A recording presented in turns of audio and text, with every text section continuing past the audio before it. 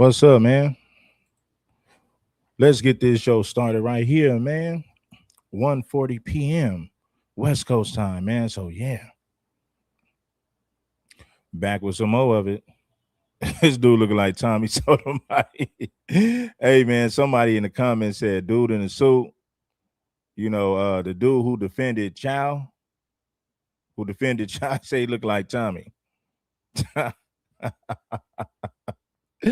I said, man, you know what? In a way, he does, man. When I look at it, I say, yeah, I can see why you say that. Hit the like button, man. Salute to everybody, man. Tap on in. You know what to do. Hype my videos, man. Get them up in the algorithm like they supposed to be. You know? Yeah, he looked like Tommy. You know?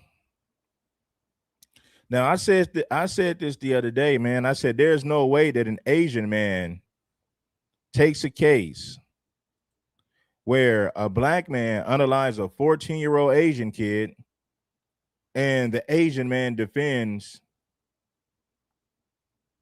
a black man that unalived a 14-year-old Asian kid. It's not going to happen. I don't give a damn if that Asian kid was in the wrong. Men in the Asian community, they're not going to defend a black person unaliving a kid from their community. They're not going to do it. But people like this will do anything for money. Tampon will do anything for money. He will say anything for money. Tampon allowed a grown-ass man to flirt with him live on camera. Anton loves money so much that he allowed a grown man to tell him he had a nice butt and he would be his girlfriend if they was in prison. He likes money so much that he allowed Felice Johnson to flirt with him on camera. That's what I mean when I say he will do and say anything for money. He'll tap dance for white folks. He'll put on the dress. He'll let a man tell him he got a nice butt, and he'll smile about it. He'll giggle about it while the grown man is flirting with him. So he will do and say anything for money. I don't say that just to say it. I say it because it's actually true. Now, this is the thing. How you going to be for black people and be cool with Anton at the same time? It doesn't make sense. Anytime a white person harms a black person, Tampon justifies it, right? Clearly, the man is anti-black. Now, he will tell you that he's not, and he will say, well, I just hold black people accountable. I'm not anti-black. That's what he's going to say in his defense. But see, this is the thing. There's no way you can be for black people and be cool with Anton Daniels. It doesn't work out. It's just no way. You guys have nothing in common. If you're for the black community, you have nothing in common with Anton Daniels, period. That's like a white supremacist being cool. That's like a white supremacist being close friends with a Black Panther. It doesn't make sense. So I'll say this. I question, well, I'm not even going to say I question because I know what it is. So it's not a question mark anymore.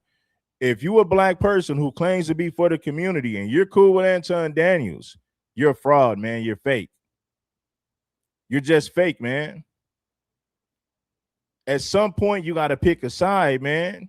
You can't be for the community and be cool with Tampon Daniels. It don't match. That's water and electricity. It don't go together. It's a disaster when they collide. So nah, homie. That goes for any one of you dudes who claim that you're, and listen, you ain't even got to be pro-black because I don't even call myself a pro-black, but I stand for FBA people. I stand with my people first things first. So if you want to call that pro-black, then go ahead and call it what it is. All I'm saying is you can't be for black people and be cool with Tampon Daniels. Nah, homie, I ain't buying it. You're fake and you're fraudulent at this point, and I'm going to call you out. Hit the like button if you haven't already. Let's get into the game. Sean Kent, the man of the hour. What's going on, brother? Can you hear me okay? I can hear you perfectly fine. You sound great. How you doing? How you doing today? Let's always say, been better, been worse is what we always say. It could be better, it could be worse. But we are getting on day by day, and we'll figure it out and move on. Yeah, absolutely. So I have some questions myself and from the people. I'm gonna say this: you ain't even. I'm not even gonna say for the community. If you're for black people, and if you got black kids and black children, you should be for black people because you want what's best for them and you want a better world for them to live in, right? So that also includes other people. But if we're just speaking for black people, let me say this: you can't be for black people and be cool with Anton Daniels. All of you guys who want to straddle the fence, you guys are fake. All of you. King Supreme said it. You got a problem with it? Just holler at me about it. It ain't no problem. We can speak on the situation, but nah, man, you can't be for black people and be cool with Tampon. It don't work. Every time a black person is harmed by a white person, Tampon justifies it. Each and every time. Why would you even want to be cool with somebody like that? Well, he gives good business advice. There's white supremacists who give good business advice. There's men out there who are rainbow community members that give good, good advice when it comes to business. Come on, man. This is what they're saying. Well, since he got a lot of subscribers and he does teach about business, I overlook the fact that he's a Sambo and a race trader. I'm willing to overlook all of that because he preaches about money. Black people, we got to do better than this, man. You got a lot of black people that are justifying why they cool with this Sambo. Every time it's going to have something to do with money or subscribers. Well, he got a lot of subscribers. He got money. Groupie shit. Shit that females think. Stuff that females do. I don't expect a grown man to be mesmerized by subscribers. At some point, you should look at this dude for who he is. I don't care how much he talks about money. I don't care how much he talks about business. Anton is, man, this dude is Steven from Django. This dude is Steven from Django live in 2026. He is Django in a human flesh. If you ever wanted to know what Django looks like, look at Anton Daniels. He's a spitting image of Django. He's no different. He got the same mentality. He pandered to white people to get money from Republicans and conservatives. And what's even sad is you got black people that make excuses to be cool with this buster. They make excuses to be cool with this Sambo. If a white person harmed your child, Tampon will make an excuse for it and say the white person had every right to do it. So you mean to tell me that he's going to switch up the narrative because it's your kid? You think he ain't going to make excuses if a white supremacist harm your son, your daughter, your niece, your nephew, your little cousin? You think he won't make the same excuses just because it's your family member? You guys are stupid. You guys are pretty damn dumb. Answer what I'm legally allowed to answer. How about that? Okay, yeah, absolutely. So the thing about it is that first and foremost, yeah, that's what I meant. Steven from Django. He ain't Django. I meant Steven from Django. So I appreciate that you mentioned that. But yeah, I meant to say Anton Daniels is Steven from Django 100%. Live in the flesh in 2026. That's exactly what he is. Let me set the precedent by saying that you can say whatever you want to say over here, how you want to say it, all that. We don't limit the way and how people are able to communicate over on this platform. So, oh, I don't mind. Yeah, that is true. It's crazy that black people would have a problem with other black people being pro-black. Do you know that white people are pro-white? Do you know that Asians are pro-Asian? Do you know that Latinos are pro-Latino? Do you know that Arabs are pro-Arab? Everybody is pro themselves, but it's a problem for black people to be pro-black. That's the dumbest stuff that I ever heard. It's dumb. It shows you how brainwashed and stupid a lot of us are. Everybody is pro themselves, but it's a problem when FBA become pro-FBA or pro-black. Oh, that's a major problem. Small hats are pro-small hat. And the list goes on and on about every community, but it's a crime for us to be pro-FBA. That's a major problem. You're racist. You hate white people. How dare you stick up for black people? How dare you speak up for reparations? The white man don't owe you no money. You need to fix Chicago. You need to go fix New Orleans. Then they get to talking like that. Butter biscuits. You know, Yeah, I know me you get a little candid. I don't want you to censor yourself. I will watch my mouth. This is the best that I will tell you as much as I can. So this whole Rick Child case, let me start from the beginning and ask you, were you the first option, right? Because a lot of people are asking questions about why would you represent Rick Child, right? And then they're also speculating and saying that it was strategic and that he selected a black lawyer in order to gain sympathy in this case. How did that come about? Well, first, it was 100% strategic because I'm the best damn trial lawyer in South Carolina. So that was the strategy, is the first thing that I like to tell people. And if people have a problem with that, get over it. But background-wise is probably not, Anton, what a lot of folks think. I was 100% not the first lawyer. I think, if I'm not mistaken, and you can check the record, I think the Chows went through 3, maybe 4 lawyers before they came upon me. And this is just my understanding, is they hired one set of lawyers first. And then from that conversation, they were asking who is the best trial lawyer in the state. And they were not specifically asking based upon race. I'll be very honest. They weren't. Now, let's use some. Listen, man, if Anton had real power, blacks would be back in slavery. If the majority of black men, thought like Anton Daniels, because he's nothing but Steven, he's Steven from Django, 100% in 2026. If the majority of black men had Anton's mindset, we would still be in captivity. We'll still be in slavery. Anton is cool as long as he got a table with white people, as long as they accept him for being different than the rest of the blacks. Tampon is cool with white supremacy, as long as it benefits him on a personal level. He don't give a damn about how it affects the whole community. As long as he can get some money for it, or he can get some money from it, as long as he can get a little table at the, as long as he can sit at the table with the white supremacists and get some of their crumbs, he's cool with throwing his own community under the bus. Tampon will do and say anything for money. That's why he let a grown man tell him he had a nice butt on camera, and he giggled about it, because all he was thinking about was the views and money. Common sense here. I'm not stupid. The lawyers were giving them the names of who they thought were good black attorneys, and both. So let's not sit here and say, this is what lawyers do. They said, you need to try to hire Sean Kent if you can. Then that set of lawyers got terminated. They hired another set of lawyers, and another set of lawyers told them the same thing, unrelated. If you can, hire Sean Kent. And then when I got involved, I went and met with Mr. Chow, and candidly, whether people want to believe me or not, even though the lawyers knew my scam. No, we're not going to spend too much time on this, fellas. We're not going to spend too much time. I'm just going to play this. I'm going to review it just to show you what time it is. And we're going to skip to the part when, when Charleston White called in and spoke on Karmelo Anthony and the Karmelo family, and how the Austin brothers were known for being bullies and troublemakers themselves. And Austin broke his daddy's arm. Austin was responsible for harming his own father. So we'll get into that. I'm gonna give this like 3 more minutes, and we're gonna skip to the Charleston White clip, man. Let's go. And Chow had no clue. He's just like, "Oh, you're black." I'm like, "Oh, you're Asian." Like, there was really so no. He didn't even know that you were black when. No, he just knew his family was trying to find him the best trial lawyer possible, right. Because I think.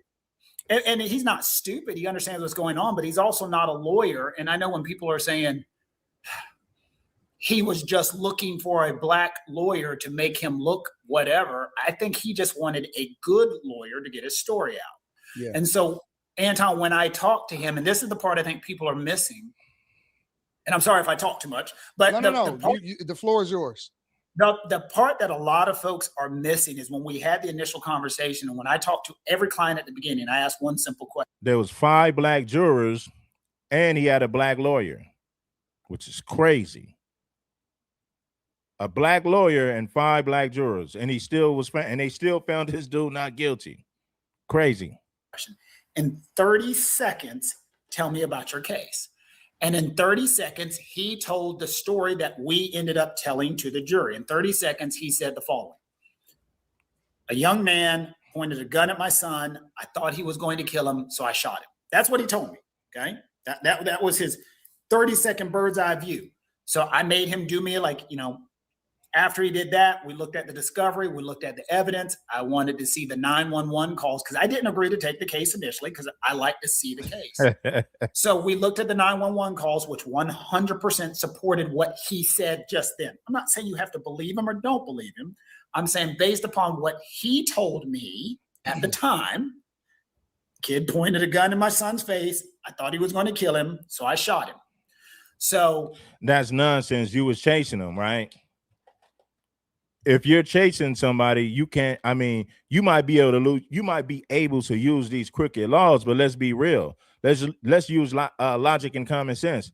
If you chase somebody outside of your property and you shoot them down the street and you say, "Well, I was acting in self-defense," it's not self-defense. You shot somebody as they ran away. A 14-year-old kid at that. Seriously, a 14-year-old kid. Listen, we make mistakes we make mistakes as adults, as grown-ups.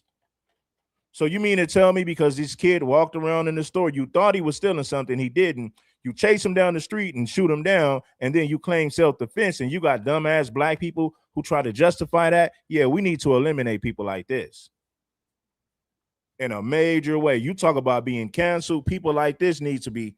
I can't even say what I really want. I can't even say what I want to say. We as adults do dumb stuff at times. We make mistakes as adults. Now you say, well, what was he doing? Well, he didn't steal anything. Well, he thought about it. Well, he didn't do it. He didn't take anything. And you chase him down and shoot him because you thought he stole a water bottle. And then you got black people that are justified. Then you got an idiot who's willing to even take the case. That's crazy. Like I said, there's no way that you get an Asian attorney, an Asian lawyer to defend a black man who shot down a 14-year-old Asian kid that was running away. There's no way you get an Asian lawyer or an Asian attorney to defend a black man who did that to an Asian 14-year-old kid. There's no way. You will never see it. It'll never happen. The fact that a black man was willing to defend child, that's insane. I asked him, we talked about what happened. I looked at the 911 calls. I looked at the bullet path and the entry of what was going on. The bullet, people keep saying back, and it is back, but it's also something called his flank. It's more of a flank shot than a back shot. And then we talked to the medical examiner and made sure, and of course, medical examiner cannot tell you if this is 100% happened. It was more, did the medical examiner feel that the evidence could support what he told me had happened and what he told law enforcement had happened on his body cam? And her comment was, yes, it could. She's not saying it did. It could support his theory that man was in front of him, son was to the right, he was behind, and the firearm was. The fact that you can justify shooting a 14-year-old that was running away from you is crazy. That should tell us what time it is in America, y'all. If that don't tell us what time it is, I don't know what will. Think about the stream that I did earlier. Casey Allison stabs a kid multiple times. White people, you didn't see white people campaigning to get Casey Allison charged with first-degree murder. The white community never came. They never campaigned for that. The white community did everything in their power to protect him. And that's exactly what they did. Casey Allison had prior beef with Jose Ramirez, so they knew each other. They went to the same school. So it would be, that's easy to say. That situation is easy to say that, hey, man, it was premeditated. They had prior beef. Casey Allison sent text messages to his friends saying how bad he wanted to hurt Jose, how he wanted to put him on life support. Casey Allison said all of that prior to the murder. And not once did white folks campaign for him to get charged with first-degree murder. Why? Because he's a white boy who unalived a Mexican. There's no way white people want to see Casey go to prison on first-degree murder charges for unaliving a Mexican. There was no way that the white community was going to let that happen.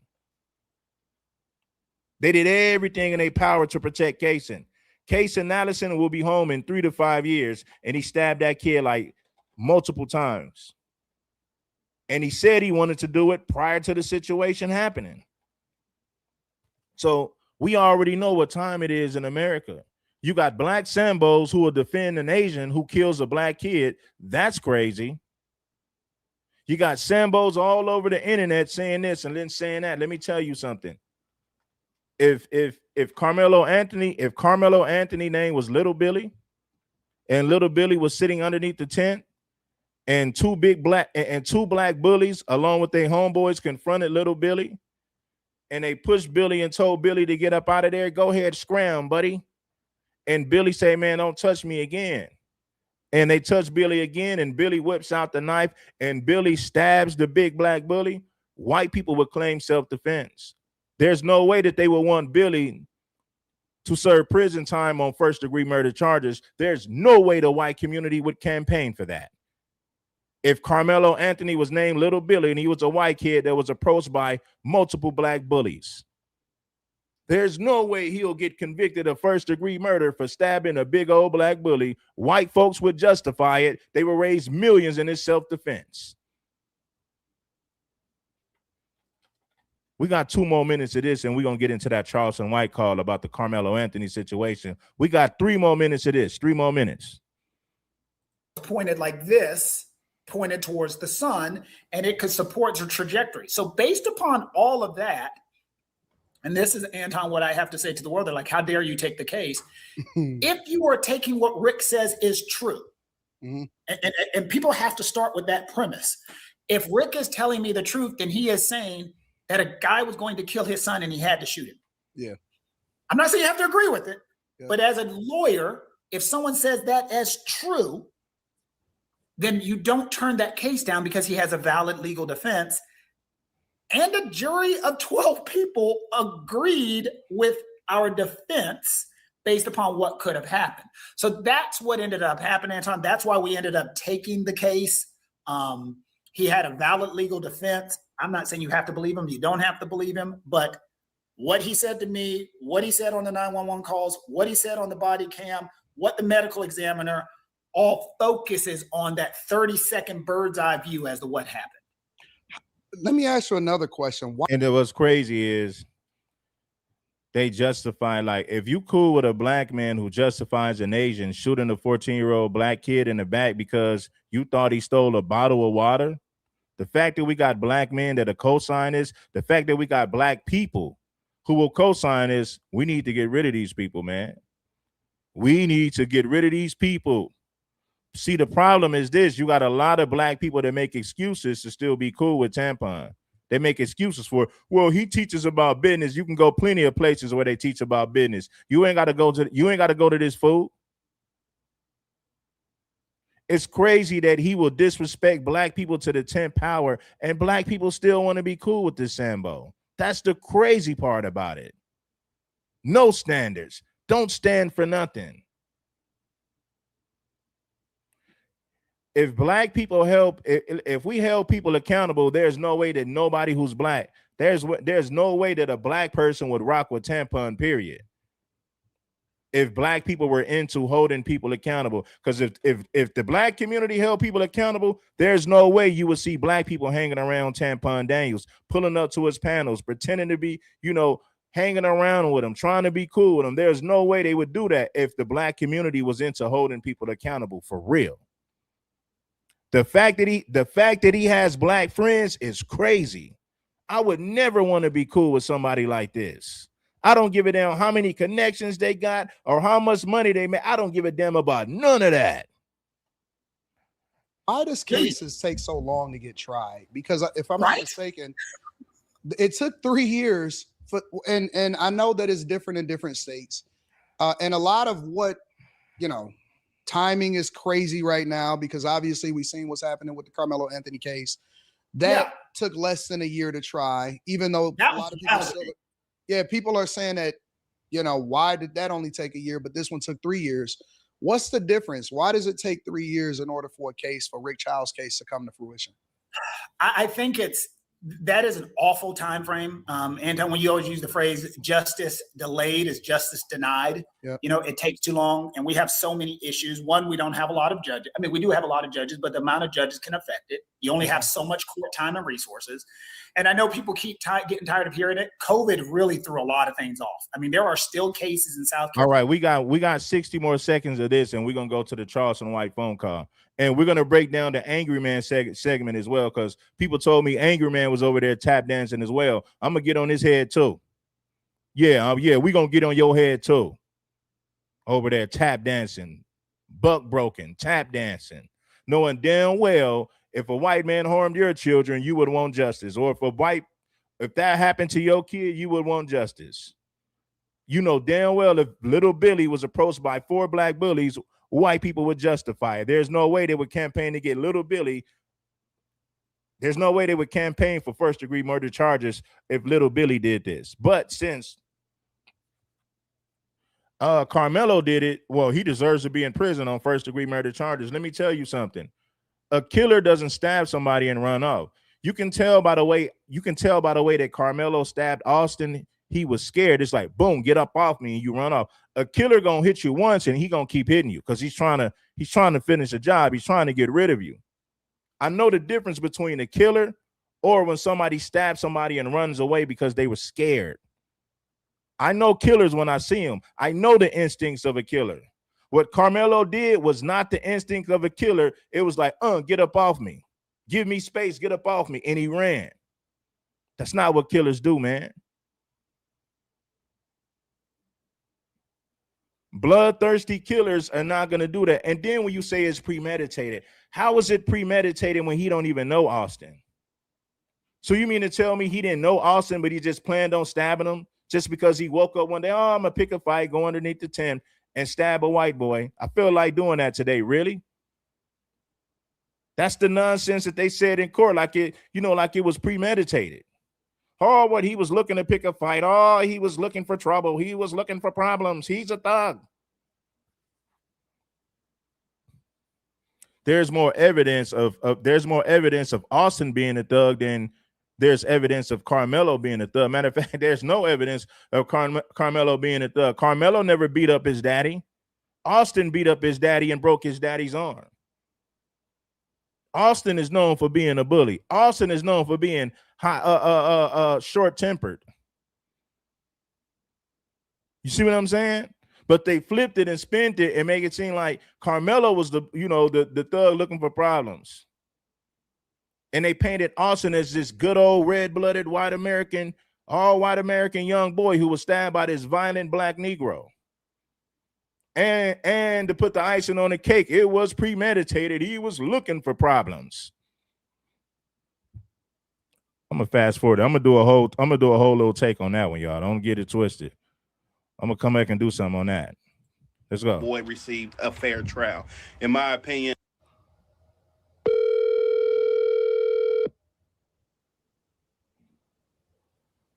Charleston White getting ready to call in. Y'all get the lights up.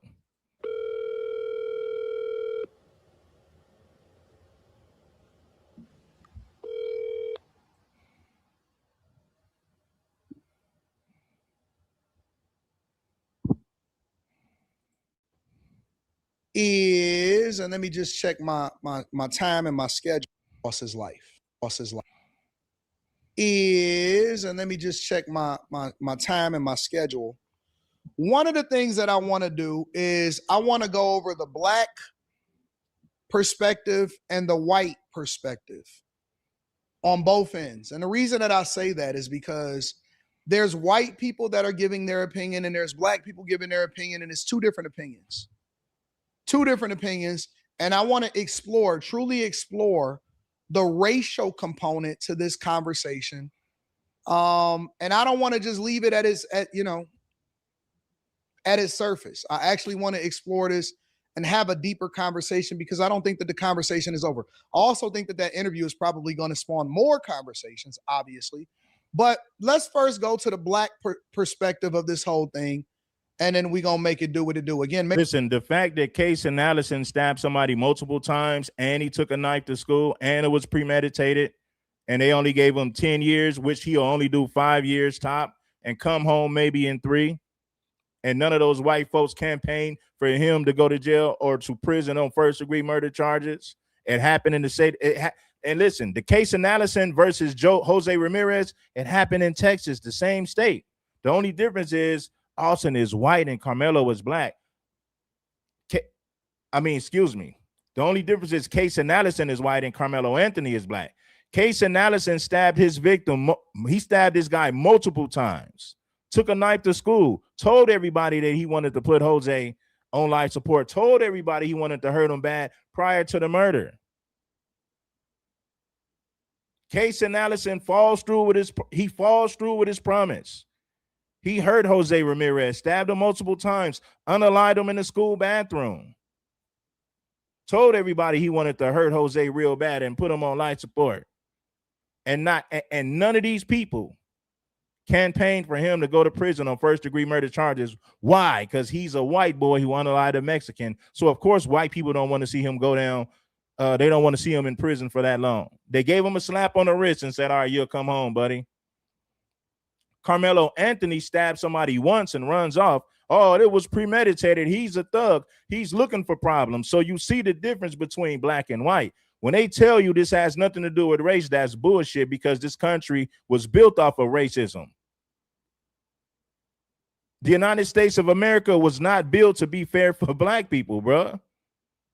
We got to make the system fair because they're not going to make it fair for us.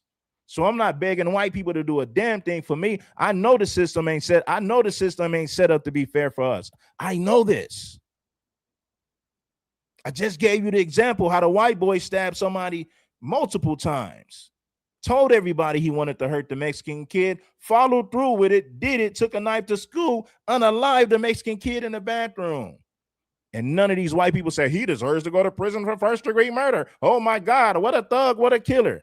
I haven't heard none of those white people call, I haven't heard none of those white people call Case and Allison a thug. Not one. Not one. And then after Case and Allison stabbed Jose Ramirez, he was trying to get out of town. He was texting people. He was trying to lay low. He was trying to slide out there to Waco.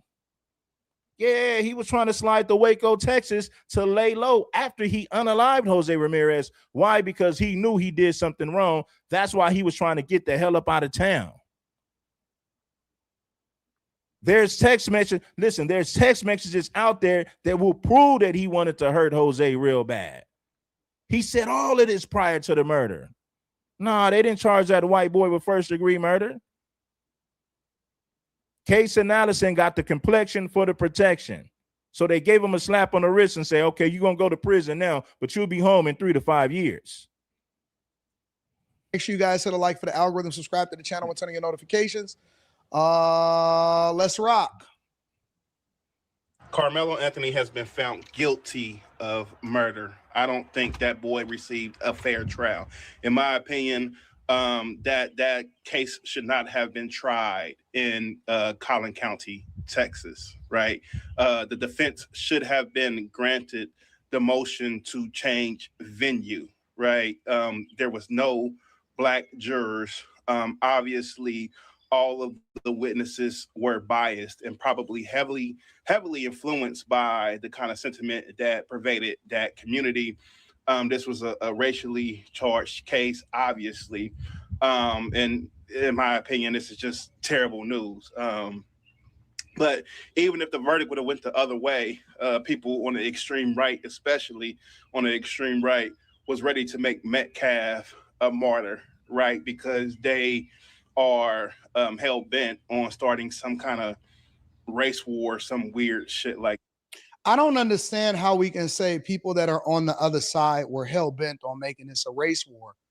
When Austin, you got white supremacists out there marching and protesting, saying they're going to tear up America, saying that the white man is going to stink. Everyone's taking jobs away from the white man. The white man is being kicked out of the country that he himself built. The white man is going to become a minority in his own country. So the white man is radicalized.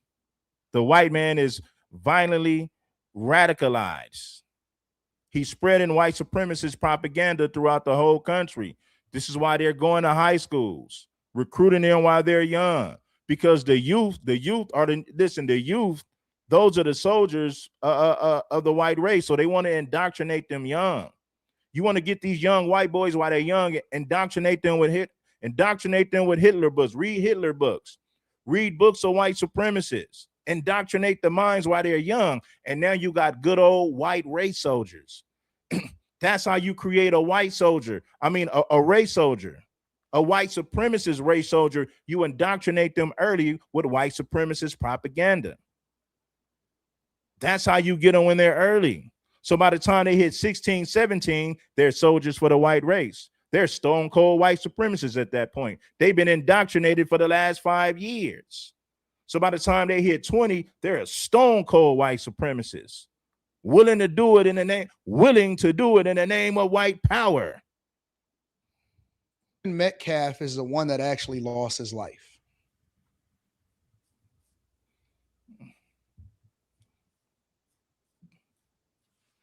Let's keep that in mind, right? The person that died, and I want y'all to remember that the Karmelo Anthony case. I'm pretty sure Karmelo didn't try to unalive Austin Metcalf. It was more like get up off me. I don't think he realized that he unalived Austin because he didn't try to do it.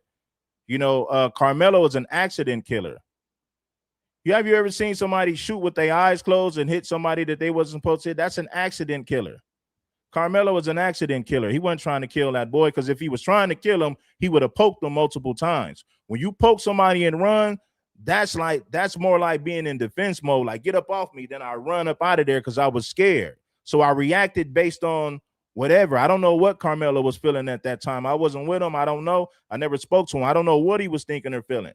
But another thing that I do know is when you're the captain of the football team, right? When you go to confront somebody, your homies are going to roll with you, because when you're the captain of the football team, you the man. Everybody looks up to you. The boys look up to you. The women want to date you. Listen, homie, you're the man on campus. You talking about being the man? Yeah, man. You the coach of the football team. You're the man. You got all the clout. You got all the respect. Anytime you confront somebody, you're going to have 5 homeboys rolling with you because they got your back. So when Austin Metcalf went to confront Karmelo Anthony, he had his brother with him and he had his homies with him. True story. Is completely different than the Cyrus Carmack case, right? One of them had a gun, the other one didn't. One of them was, in my opinion, premeditated, and the other one, they got caught up in something that they shouldn't have been a part of, and the gun is probably their undoing. In neither situations do I think that we want people to die. We don't want people to go to jail. I would rather you be a productive member of society. But Karmelo was not trying to unalive Austin, man. It was an accident. Now, it's unfortunate that Austin lost his life. I hate that the situation happened. I hate that Austin is dead. I hate that Karmelo is in prison. It's a terrible situation. And for the most part, we want to avoid situations like this. Now, you might say, well, how come black people ain't teaching their kids? Well, how come white people ain't teaching their kids? Austin ain't no security guard. Austin don't have the right to put his hands on anybody. Austin doesn't have the authority to physically remove anyone. So why don't white people teach their kids to keep their hands to themselves? Well, Karmelo shouldn't have been sitting there. Okay, well, Austin had no business putting his hands on him. Right back at you. If it was, like I said, if it was such a problem that Karmelo was sitting there, they should have got the coach, the team coach. They should have got the security guard. I bet money if the coach would have asked Karmelo to leave, Karmelo would have left. I bet money if the security guard would have asked Karmelo to leave, he would have left. Austin tried to bully Karmelo. Austin had his brothers and his homeboys with him when he put his hands on Karmelo. I know this to be a fact because I got enough common sense to know how things go. When Karmelo told Austin, back off, I'm not moving nowhere, it messed with his ego, because you're supposed to back down because he's the big bully. He's the captain of the football team. You're supposed to back down. So when Karmelo didn't back down, it made Austin mad. So Austin said, you know what? I'm going to grab him again. I'm going to get this dude. Who does he think he is standing up to me? Who does he think he is like he going to stand up to me? I'm the captain of the football team. You do what I say. So Austin was offended when Karmelo didn't back down from him and he didn't just get up and move. So what did he do?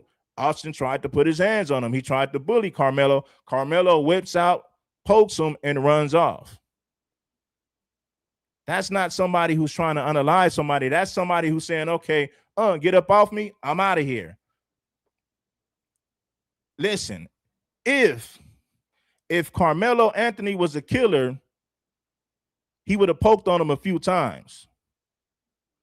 That's what a real killer gonna do. He ain't gonna poke once and run off. When somebody poke and run off, they're scared. They're in defense mode. I've seen it several times on the streets. I've seen it in jail. Now, when them boys are coming after you and they're trying to delete you, they ain't gonna poke you once and run. Now, that's not how it goes. Nah, that ain't how it goes, buddy. Karmelo is not a killer. He was a scared kid with a knife that poked Austin once and ran off. Unfortunately, Austin died as a result of his wounds. Rest in peace to Austin. Karmelo sitting in prison. It's a tragedy. It's a terrible situation. I can't be the one to tell their parents, right? Because a lot of people are giving their 2 cents, but a lot of people are not taking into consideration the parents. In Austin Metcalf's case, I'm not sure that their kid that didn't have a weapon, that they decided that he wasn't supposed to go home. Yo, C, I'm on a live stream. What's going on, big dog? Oh man, I'm in the closet crying, homie. Because this kid is innocent. I've been with this family since day one. Here go Charleston right here, y'all. Here go Charleston. Charleston, here you go, buddy. Yo, C, I'm on a live stream. What's going on, big dog? Oh man, I'm in the closet crying, homie. Because this kid is innocent. I've been with this family since day one.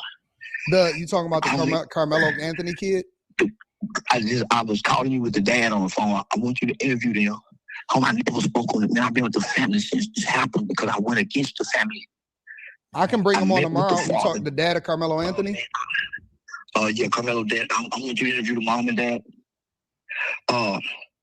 Homie, this kid has no blemish. He's a real lamb. When we think about the lamb, homie, he's a real lamb. Fleece is white as snow. He has no blemish. He has no blemish, homie. They wouldn't even let the fact that these 2 white boys, 6-something, almost 200 pounds, are trained mixed martial artists. You got one. No, they're over 200 pounds. They're not almost 200 pounds. They're like 225 pounds. These are some big white boys. These are some country hillbilly white boys that play football. Let's go. Yo, C, I'm on a live stream. What's going on, big dog? Oh man, I'm in the closet crying, homie. Because this kid is innocent. I've been with this family since day one. You talking about the Karmelo Anthony kid? I was calling you with the dad on the phone. I want you to interview them. Homie, I never spoke on it. Man, I've been with the family since this happened because I went against the family. I can bring him on tomorrow. You talking the dad of Karmelo Anthony? Yeah, Karmelo dad. I want you to interview the mom and dad. Homie, this kid has no blemish. He's a real lamb. When we think about the lamb, homie, he's a real lamb. Fleece is white as snow. He has no blemish. He has no blemish, homie. They wouldn't even let the fact that these 2 white boys, 6-something, almost 200 pounds, are trained mixed martial artists. You got one on one side. These boys are bar hand destroyers. The one he killed broke his daddy collarbone. These kids have a reputation of sexual misconduct, drugs, alcohol, guns. They are terrifying. That is down in the area where you was born and raised too. I've been here. I told every black person in the beginning, I went against the family. You know why? When I looked on the press conference when that killing happened, he's standing with a bunch of civil rights activists, civil rights lawyers, not criminal. I got talking about the father and the son. The black, they don't know where to get a lawyer from. They've never been in trouble before. Yeah. The lawyers showed up. Why? Because the black people came with a narrative that white people hadn't put out yet, that this was about race. We did this to that family, nigga. It is about race, man. That's why there were no blacks on the jury, because it's about race. niggas that claim brought race into this. This wasn't no racial issue. This was a bullying issue. This was a school bullying issue. It had nothing to do with race. 2 white boys bullying a new nigga that was favorable to everybody. They said he wasn't supposed to be under that tent. He had every right to be under that tent. He was just under the same tent last week with these same kids. You know who wasn't at the tent? The Metcalf brothers. Why? They were the ones suspended. So that's why the narrative come in saying Karmelo was suspended. He wasn't supposed to be on the tent. No, the Metcalf brothers were suspended a week prior. That's why when they showed up, they hadn't seen a nigga. Everybody else was comfortable with it being there, except the 2 bullies who scared everybody. The coach didn't give them permission to run nothing. Children can't run anything over children, and this is other schools here. The Metcalf brothers was just coming back to school from their suspension from the track meet. The coach texted him to keep good leadership, not run nothing. Yeah. They had to use that text to make it like they gave him authorization. How would Karmelo know he has authorization to tell him to move and he's physically trying to move me? Yeah. Yeah, I talked to the father. So hear me out. These black people, these civil rights lawyers, this is what we do to one another. The Ben Crumps, the Lee Marys, all these motherfucking people, y'all think somebody, nigga, they ambulance chasers. That black man and his family, black people throughout the country, gave their money and not their hearts and attention to this family. And they raised a GoFundMe up so high, they made this family a target to every black lawyer, civil rights. Look, they got $800,000 in a GoFundMe. They could never get the right kind of lawyer. Why? They paying for the money, and that's what happened to this family. So you got the black community activists go out to a redneck town with a liberal mindset, liberal lawyers, with no power in this cracker town. You got to go get a good boy from now. They got somebody from the outside to go fight inside. And none of them people in that courtroom respected them docile ass crackers in there. I just spoke with I was just talking with Sean Kent. Sean Kent is the lawyer. I just interviewed him on a live. You on a live too, C, just to let you know. So let me finish it because I gotta get this out, homie. No, go ahead. Do your thing. Black people did this playing racism. They took away from the fact that these was actually 2 children and not 2 racist boys. These was 2 children at a sports event. Have you noticed we haven't heard no children speak, whether they need counseling, therapy for the aftermath of a death in front of them? They went out there and silenced every kid.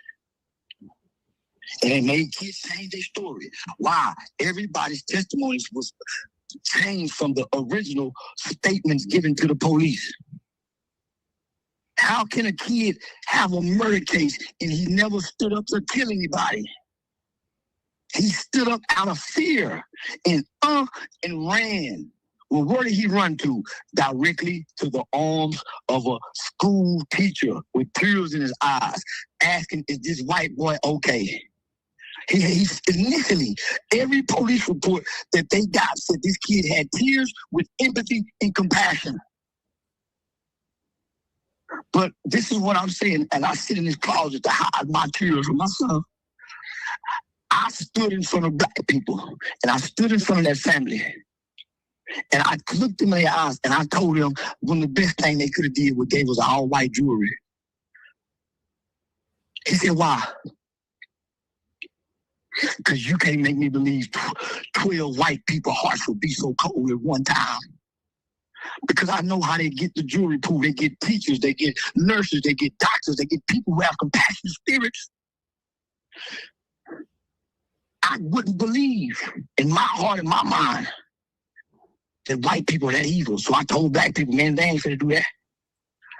I sit in silence. How can I defend any white person when every time they kill, they find a justification for it? Trayvon Martin didn't have no weapon. White people don't feel the same about George Zimmerman that they do about this kid, Karmelo Anthony. There's a journalist named Jim Lane stood outside the courtroom all week long, publicly saying if he walk out of there innocent, they're gonna shoot him in the head. So I sit in my prayer closet. God said that's why I had to let him be guilty. They were gonna kill him. They were gonna kill him, homie. They were gonna kill that baby. They was gonna kill him. They made declarations outside of the courtroom. And what was black people online arguing about each other? This family have moved 8 times in less than 2 years for death threats. They got so serious, they found out what kind of car Karmelo Anthony drives. He drives a red Jeep. They started riding and scavenging neighborhoods looking for the Jeep. I bought the Jeep so I can drive it and can find me, and I killed one of them white boys, and I made him come after me so that family can have some rest. I ride around in the Jeep, letting them know I got Karmelo's Jeep. I bought it.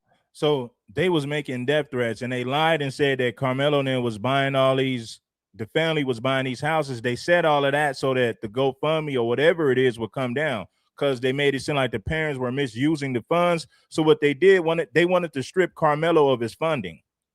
If we can get black people to stop supporting him, then he won't have the proper defense team once he goes in for trial, right? So that was a strategy by the white supremacists. Let's lie and make it seem like the family are buying cars, buying homes, and they're misusing the money. So they say, okay, well, we got to shut it down. The family didn't listen. The family didn't even have access to the money. And these white supremacists lied to everybody as if the parents were mismanaging the money, so that the company would just cut off the funds completely to disarm him. So when he goes to trial, well, he'll be at a major disadvantage. We're going to give him an all-white jury. We're going to freeze up their money. They don't have access to the money like that. So the whole situation was bad from the gate. It's a whole setup. This trial was not set up to be fair for Karmelo. These white supremacists want to railroad. They want to railroad Karmelo. Listen, white people still mad about O.J. Simpson. And they got their nerves. And when you think about everything that they did to us throughout the history of this country, white folks are still mad about O.J. Simpson. Well, OJ got away with it. We're not going to let Karmelo get away with it. We're going to send him up the river. We're going to send a strong message to the black community. This is what happens when you harm a red-blooded white American. Yeah. So that's exactly what it was, homie. You bought the Jeep? Community activists go out to a redneck town with a liberal mindset, liberal lawyers, with no power in this cracker town. You got to go get a good boy from now. They got somebody from the outside to go fight inside. And none of them people in that courtroom respected them docile ass crackers in there. I just spoke with I was just talking with Sean Kent. Sean Kent is the lawyer. I just interviewed him on a live. You on a live too, C, just to let you know. So let me finish it, because I gotta get this out, homie. No, go ahead. Do your thing. Black people did this playing racism. It took away from the fact that these was actually 2 children and not 2 racist boys. These was 2 children at a sports event. Have you noticed we haven't heard no children speak, whether they need counseling, therapy for the aftermath of a death in front of them? They went out there and silenced every kid. And it made kids change their story. Why? Everybody's testimonies was changed from the original statements given to the police. How can a kid have a murder case and he never stood up to kill anybody? He stood up out of fear and ran. Well, where did he run to? Directly to the arms of a school teacher with tears in his eyes, asking, is this white boy okay? He initially, every police report that they got said this kid had tears with empathy and compassion. But this is what I'm saying, and I sit in this closet to hide my tears from myself. I stood in front of black people, and I stood in front of that family, and I looked them in their eyes, and I told them one of the best thing they could have did was gave us all white jewelry. He said, why? Because you can't make me believe 12 white people's hearts would be so cold at one time. Because I know how they get the jewelry pool. They get teachers, they get nurses, they get doctors, they get people who have compassionate spirits. I wouldn't believe in my heart and my mind that white people are that evil. So I told black people, man, they ain't gonna do that. I sit in silence. How can I defend any white person when every time they kill, they find a justification for it? Trayvon Martin didn't have no weapon. White people don't feel the same about George Zimmerman that they do about the kid Karmelo Anthony. There's a journalist named Jim Lane stood outside the courtroom all week long, publicly saying if he walk out of there innocent, they're gonna shoot him in the head. So I sit in my prayer closet, God said that's why I had to let him be guilty. They were gonna kill him. They were gonna kill him, homie. We don't need to cry about that. They busted him. We need to bust back. You know, this is why, okay, let's say Karmelo was found not guilty and the white supremacists want to act up. We got to strap up and take care of business. The same way that we strap up and ride on one another, they want to harm Karmelo or anybody that's FBA, we strap up and ride on them. You got to meet force with force. We ain't going to cry about it. We going to stand up. We going to take care of business. We got riders and soldiers as well. It's time to direct the energy at our enemies. Stop directing this negative energy towards one another. Let's save this bad energy for the enemies. And I'm gonna coin that. King Supreme coin that. You hear anybody say it? You anybody say that, they got it from me. Save the bad energy for your enemies. King Supreme said it. Yeah, let's get back to it though. Kill that baby. They was gonna kill him. They made declarations outside of the courtroom. And what was black people online arguing about each other? This family have moved 8 times in less than 2 years. So they moved 8 times in less than 2 years. Check it. How can a kid have a murder case and he never stood up to kill anybody? He stood up out of fear and ran. Well, where did he run to? Directly to the arms of a school teacher with tears in his eyes, asking, is this white boy okay? He initially, every police report that they got said this kid had tears with empathy and compassion. But this is what I'm saying, and I sit in this closet to hide my tears from myself. I stood in front of black people, and I stood in front of that family. And I looked them in their eyes and I told them one of the best thing they could have did was gave us all white jewelry. He said, why? Because you can't make me believe 12 white people's hearts would be so cold at one time. Because I know how they get the jewelry pool. They get teachers, they get nurses, they get doctors, they get people who have compassionate spirits. I wouldn't believe in my heart and my mind that white people are that evil. So I told black people, man, they ain't gonna do that. I sit in silence. How can I defend any white person when every time they kill, they find a justification for it? Trayvon Martin didn't have no weapon. White people don't feel the same about George Zimmerman that they do about the kid Karmelo Anthony. There's a journalist named Jim Lane stood outside the courtroom all week long. And let me say this to you guys. These are the same white people who justified George Zimmerman unaliving Trayvon Martin. These are the same white people who justified George Zimmerman unaliving Trayvon Martin. They said, well, Trayvon Martin put his hands on him. So they justified George Zimmerman shooting him, and he's a 17-year-old kid, right? A 911 call went out, and they told Zimmerman to stop following Trayvon Martin. They told Zimmerman to stand down. George Zimmerman disobeyed a direct order from law enforcement. He pursued Trayvon Martin anyway. Pursued him anyway. Trayvon Martin turns around to defend himself, and they say allegedly Trayvon Martin put his hands on Zimmerman, so that justifies George Zimmerman unaliving him because allegedly Trayvon put his hands on him. These are the same white people. These are the same white people who justify George Zimmerman. You talk about racism. You talk about hypocrisy. They justified a grown-ass man unaliving a 17-year-old.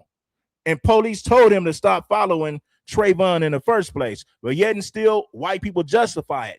And not only did they justify it, they raised millions for George Zimmerman's legal defense. They raised millions for George Zimmerman's legal defense. And you talk about being racist hypocrites. All of these white people condone the fact. Listen, none of those white people said that George Zimmerman needs to go to prison for first-degree murder because he followed the kid, he harassed the kid, he stalked the kid, even when the police told him not to. You didn't see none of these white people saying George Zimmerman deserved to go to prison for first-degree murder. None of these white people campaigned for that. None of these white people campaigned for Case and Allison to go to prison for first-degree murder. These white folks are racist and they are hypocrites. Publicly saying they ambulance chasers. That black man and his family, black people throughout the country, gave their money and not their hearts and attention to this family. And they raised a GoFundMe up so high, they made this family a target to every black lawyer, civil rights. Look, they got $800,000 in a GoFundMe. They could never get the right kind of lawyer. Why? They paying for the money, and that's what happened to this family. So you got the black community activists go out to a redneck town with a liberal mindset, liberal lawyers, with no power in this cracker town. You got to go get a good boy from now. They got somebody from the outside to go fight inside. And none of them people in that courtroom respected them docile ass crackers in there. I just spoke with I was just talking with Sean Kent. Sean Kent is the lawyer. I just interviewed him on a live. You on a live too, C, just to let you know. So let me finish it because I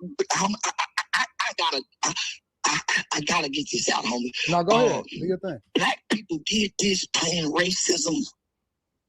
It took away from the fact that these was actually two children and not two racist boys. These was two children at a sports event.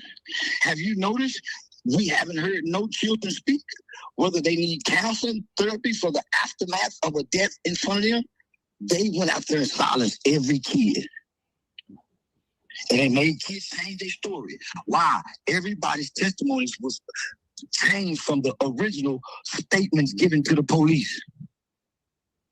How can a kid have a murder case and he never stood up to kill anybody? He stood up out of fear and ran. Well, where did he run to? Directly to the arms of a school teacher with tears in his eyes, asking, is this white boy okay? He initially, every police report that they got said this kid had tears with empathy and compassion. But this is what I'm saying, and I sit in this closet to hide my tears from myself. I stood in front of black people, and I stood in front of that family, and I looked them in their eyes, and I told them one of the best thing they could have did was gave us all white jewelry. He said, why? Because you can't make me believe 12 white people's hearts would be so cold at one time. Because I know how they get the jewelry pool. They get teachers, they get nurses, they get doctors, they get people who have compassionate spirits. I wouldn't believe in my heart and my mind that white people are that evil. So I told black people, man, they ain't finna do that. I sit in silence. How can I defend any white person when every time they kill, they find a justification for it? Trayvon Martin didn't have no weapon. White people don't feel the same about George Zimmerman that they do about the kid Karmelo Anthony. There's a journalist named Jim Lane stood outside the courtroom all week long, publicly saying if he walk out of there innocent, they're gonna shoot him in the head. So I sit in my prayer closet, God said that's why I had to let him be guilty. They were gonna kill him. They were gonna kill him, homie. They were gonna kill that baby. They was gonna kill him. They made declarations outside of the courtroom. And what was black people online arguing about each other? This family have moved 8 times in less than 2 years for death threats. They got so serious, they found out what kind of car Karmelo Anthony drives. He drives a red Jeep. They started riding and scavenging neighborhoods looking for the Jeep. I bought the Jeep so I can drive it and can find me and I kill one of them white boys. And I made him come after me so that family can have some rest. I ride around in the Jeep, letting them know I got Karmelo's Jeep. I bought it. You bought the Jeep? I bought the Jeep because they've been riding around looking for it. They can't sit outside the hood. White people were discovering everywhere they live, homie.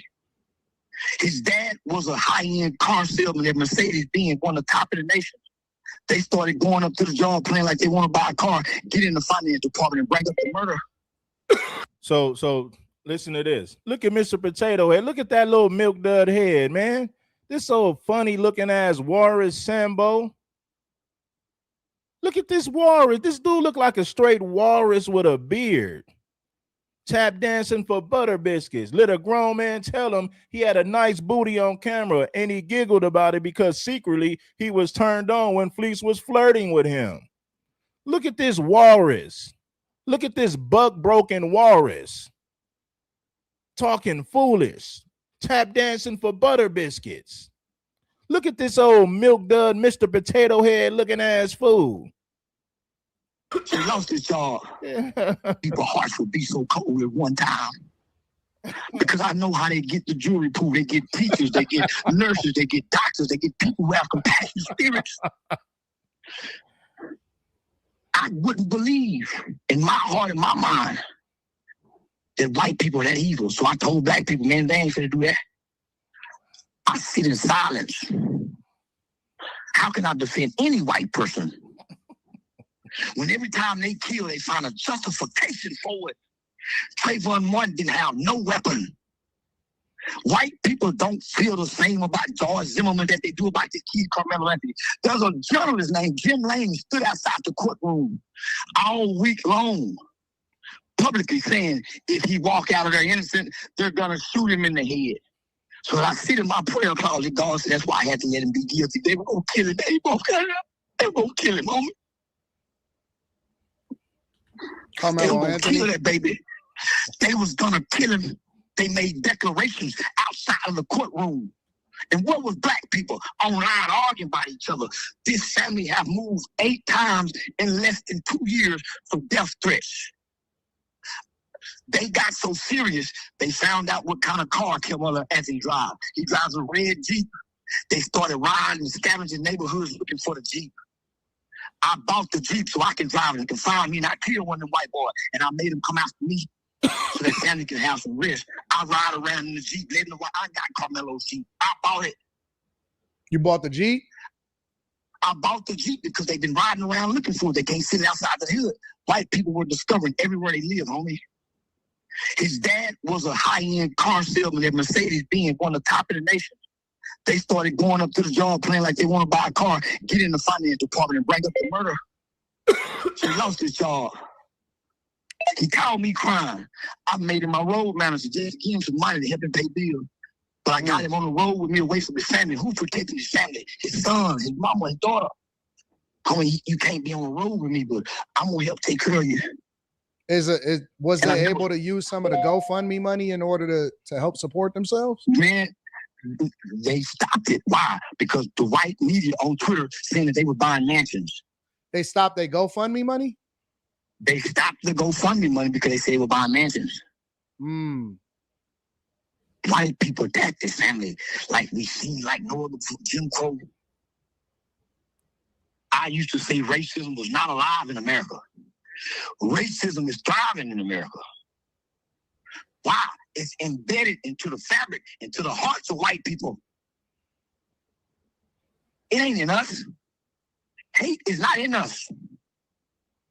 We're responding to hate, so we look hateful. White people are over us. They can do to us whatever they want to do to us. They can go back to raping our women, and a jury can say, hey, they find mitigating factors for the people. And the only way to beat the white man is with his law. This kid went to law school because I failed. He was out on bond for murder. He graduated high school, my nigga, and went to go be a lawyer for Mr. Charleston. And the kid studied all year long. Every book I gave him, he read. That's a good kid. When you talk about fleece white as snow, that's Karmelo Anthony, not those 2 white boys that died. They found a reason to justify George Floyd killing. They found a reason to justify everybody who they kill us. And we're never right with white people. We are never right with white people if we don't play white. Because white is right. I don't like white people that much, nigga. I went and played on white people so I can have influence on my people. I went and learned everything white people know about English history. That's why I'm so good.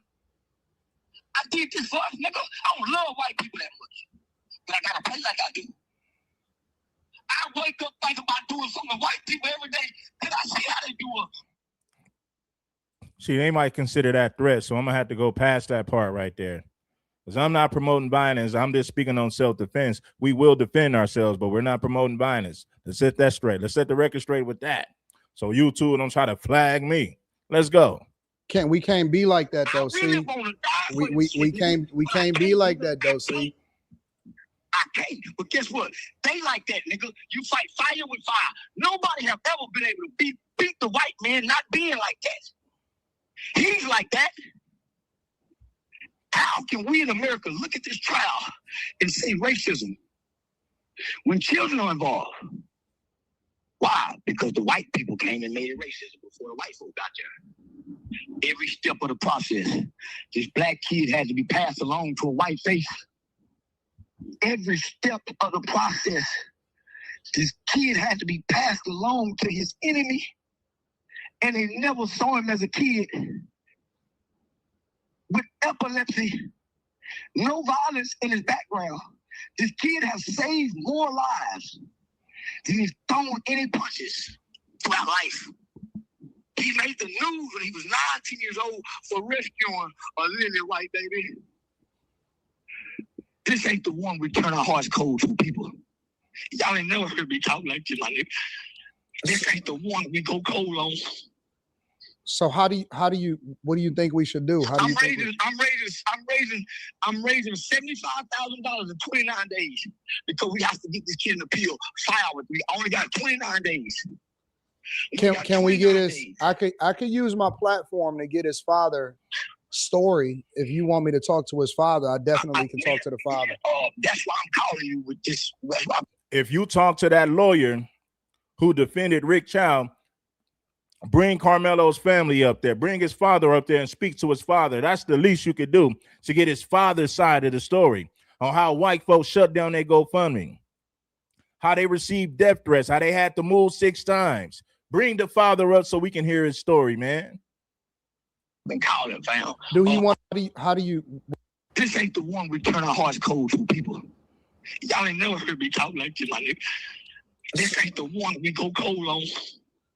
So what do you think we should do? How do you think? I'm raising $75,000 in 29 days because we have to get this kid an appeal. 5 hours. We only got 29 days. Can we get his? I could use my platform to get his father story. If you want me to talk to his father, I definitely can talk to the father. That's why I'm calling you with this. That's why I've been calling, fam. Do you want to join the live stream? Because I got thousands of people watching right now. I don't think they can. They gotta up and move. Okay. These people's life is in danger. White people got what they wanted. Give him my number. See, give him my number and tell him. I will. I'm gonna do a conference or text message. Let me just say this. They want to hurt somebody. They got 35 years, but this don't seem to be enough for white people. So all I'm saying is there's 2 sides of the law. You have the letter of the law, and then you have the spirit of the law. This is where the spirit comes in. Compassion, mercy, forgiveness. And we didn't get all the facts. The reason that kid was so fearful is because these were some dangerous 2 boys. And everybody out here knows that. Have you noticed that the black judge who lowered Karmelo's bond, she's disappeared. She have disappeared, people. When that black judge who was voted into office out there, when she lowered that nigger's bond, she's been in hiding in secret protection since then. The white folks went after her. She got to have private security now as a judge. Nobody mentioned her anymore either. She had to go in hiding. This family done moved 8 times, Sean. In fear and hiding. Every time they find somewhere, somebody, a lady by the name of Sarah Fields, They was leaking information from the courts when he was making bond to Sarah Fields.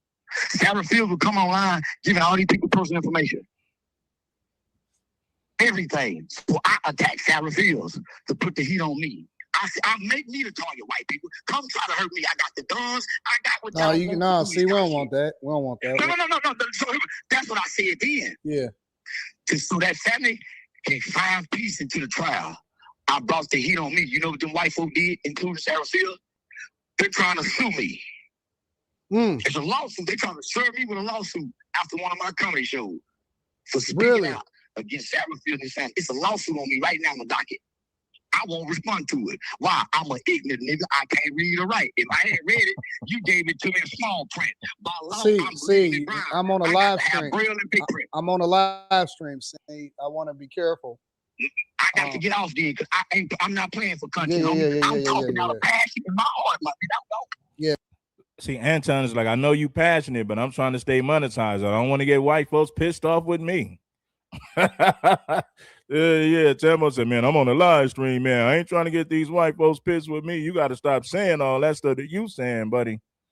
The last thing Anton wants is for white folks to get pissed with him. Yeah, I don't want it to get a little bit deep. So shout out to everybody that's in the chat. Make sure y'all hit a like for the algorithm, subscribe to the channel and turn on your notifications. Wednesday, hump day, y'all. It's hump day. So hold on, let me send a text message real quick. The comedian needs to hire Mr. Kent. 5. First-degree murder in the state of Texas carries up to 99 years in prison, which means that Karmelo Anthony could serve up to life in prison with the possibility of parole. What's next is the sentencing phase. We got 500-some plus people watching. How come we don't have 500 plus likes?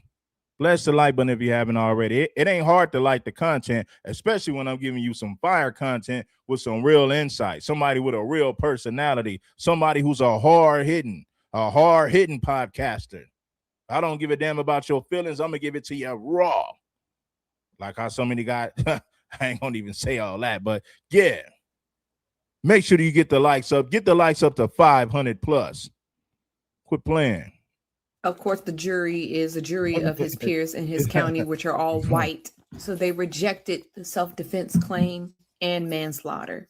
Now I'm trying to keep my composure because we don't know what this young man is about to receive. Do I think he received a fair trial? I hear you, Slimmy. No, I don't. They just cost him his whole life. Do I believe he was protecting himself? Yes. But in this country, white boys will always get a pass for being aggressive towards black boys. White boys can— Well, Case and Allison stabbed somebody to death in the same state, in the state of Texas, 2022. Case and Allison got convicted just last year. Or maybe it was earlier this year or late last year, something like that, right? None of those white people campaigned for Kaysen to get charged with first-degree murder.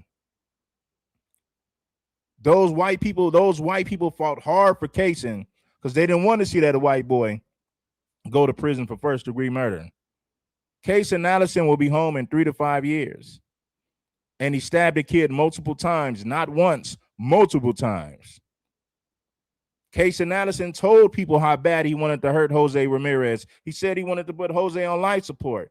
And yet and still, he was never charged with premeditated murder. Even though he said he wanted to put Jose on life support, he said that prior to the murder. And they knew each other. So that makes sense for you to say that must be premeditated. They got a prior beef. There's bad blood between Kaysen Allison and Jose Ramirez. There's history there. But on the flip side with Karmelo and Austin, there's no prior beef. He don't even know the guy. So how you flip it and say it's premeditated? Didn't even know the guy. Karmelo didn't wake up thinking like, yeah, man, I'm going to stab Austin at the track meet today. Yeah. I think I'm going to go to the track meet and stab Austin. That's not what happened. But that's the picture that white folks painted. You know what? Now that we're starting to register the fallout after yesterday of Karmelo Anthony being found guilty, and then you combine it with the whole Rick Child case, If I had to compare and contrast, shout out to my dog Slimmy. If I had to compare and contrast, I think that the Karmelo Anthony case is more divisive than the Rick Child case. I think the Karmelo Anthony case overall, and I don't know if people were just more emotionally invested in that case because of the visibility that came along with it when it first broke out. I don't know if it's because Rick Child was an Asian man instead of a white man. I don't know if it's because it was in Texas versus South Carolina.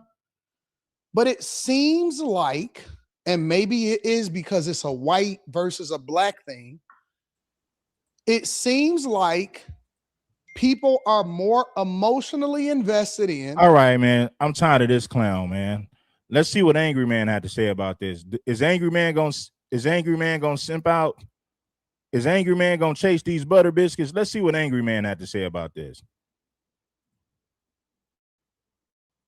Lives are gone now. Gone. One in the grave, one in the cage. Let's see what this. Like I said, the verdict came back today. Karmelo Anthony found guilty of murder, sentenced to 35 years. Yeah, man. Y'all need to stop hating on King Supreme and bless that like button, man. This content is unfiltered, uncut. So if you ain't blessing the like button, you hating on King Supreme. There's only one way to look at it. The content is dope. It's fire. Let's see what Angry Man had to say about this situation. And I'm going to be honest with you. I wasn't surprised. Not at all. I wasn't surprised in the least little bit. From day one, the day I read that police report and listened to the accounts of what happened at that track meet, I told y'all where this was headed. A 17-year-old kid, Austin Metcalf, got stabbed through the heart and died. The second I saw the details, I knew the jury was going to find him guilty. I knew this back before they even set a trial date. So if you come on, man, you don't have to be smart to know that. You understand how this country works. Black kid stabs a white kid, of course he's going to prison. We know this. Stop trying to make it seem like you're just so smart and you figured out something that nobody else was able to figure out. Come on, man, stop it. You came in here expecting me to be shocked. I can't give you that. The writing was on the wall. The only people surprised today are the ones who let their emotions think for them. So with this entire situation, let me say something before somebody tries to twist my words. I'm not happy that he was found guilty. I'm not. I'm never happy to see anybody get locked up unless it's something that's just like really heinous. And don't get me wrong, this was a horrible thing, but they are teenagers, right? And this dude just made a really poor decision because I wasn't there. I'm not in his shoes. I don't know I know he intended to stab him. I don't know if he intended to take his life. So I'm not going to sit here and pretend that I know that because I don't, right? So there's no celebrating over here. I'm not celebrating anything. So I don't get any pleasure out of seeing a 19-year-old get hauled away in handcuffs and locked in a cell to lose the best years of their lives. You feel me? Because at the end of the day, 2 families got destroyed at this track meet. One buried their son and the other watched their son disappear into a prison cell for, what's going to be 35 years. Maybe he'll get out sooner. Who the hell knows, right? That's not a win. That's a tragedy on both sides. So don't let anybody tell you that the angry man was over here cheering because I wanted to hear what he had to say. So I said, I can't really go in on angry man because I so far he ain't said nothing that was bad. He just said it's a tragedy on both situations, on both sides. So I can't get mad at that. Let's go. Wasn't right. It's a really messed up situation. I've been saying this since day one, and it just is what it is. But here's the part that hurts the most. From the testimony, from the accounts that came out of that courtroom, Karmelo had time. He had time to make a better decision, and he chose not to. This wasn't a man who was cornered with no way out, because like I said, Tents don't have walls. He wasn't cornered and put in. You don't know if he was cornered or not. You wasn't there, so you don't know how it went down. You're just going off of what the lying white people are saying. You don't know if he was cornered. You don't know. Position where he only had seconds to figure out what he was going to do. By all the accounts, he had a window of opportunity to where he could have dipped. A moment where walking away, stepping back, letting it stay words and nothing more meant everybody goes home that day. Everybody. Instead, a knife came out and a kid died over a seat at a. You see, now you're mischaracterizing what happened. You're not giving an accurate assessment of what happened. The reality of it is this: he was cornered, they approached him, and that's what it was. You know what I'm saying? Let's be real. That's exactly what it was. Let's not play these games here. Don't play no game, boy. Nah. You cannot sit up here and say that he wasn't cornered. You can't say that because you don't know. You know? Hit the like button if you haven't already. The game is heavy, baby. Salute. You wasn't there. You don't know what type of physical threat they posed. You don't know what type of physical threat he was dealing with. We already know when you're the captain of the football team, you go to confront somebody, your brother and your homies are going to roll with you.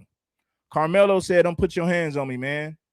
If you do it again, you're going to see what's going to happen. The only reason you say that to somebody, you're trying to neutralize a threat.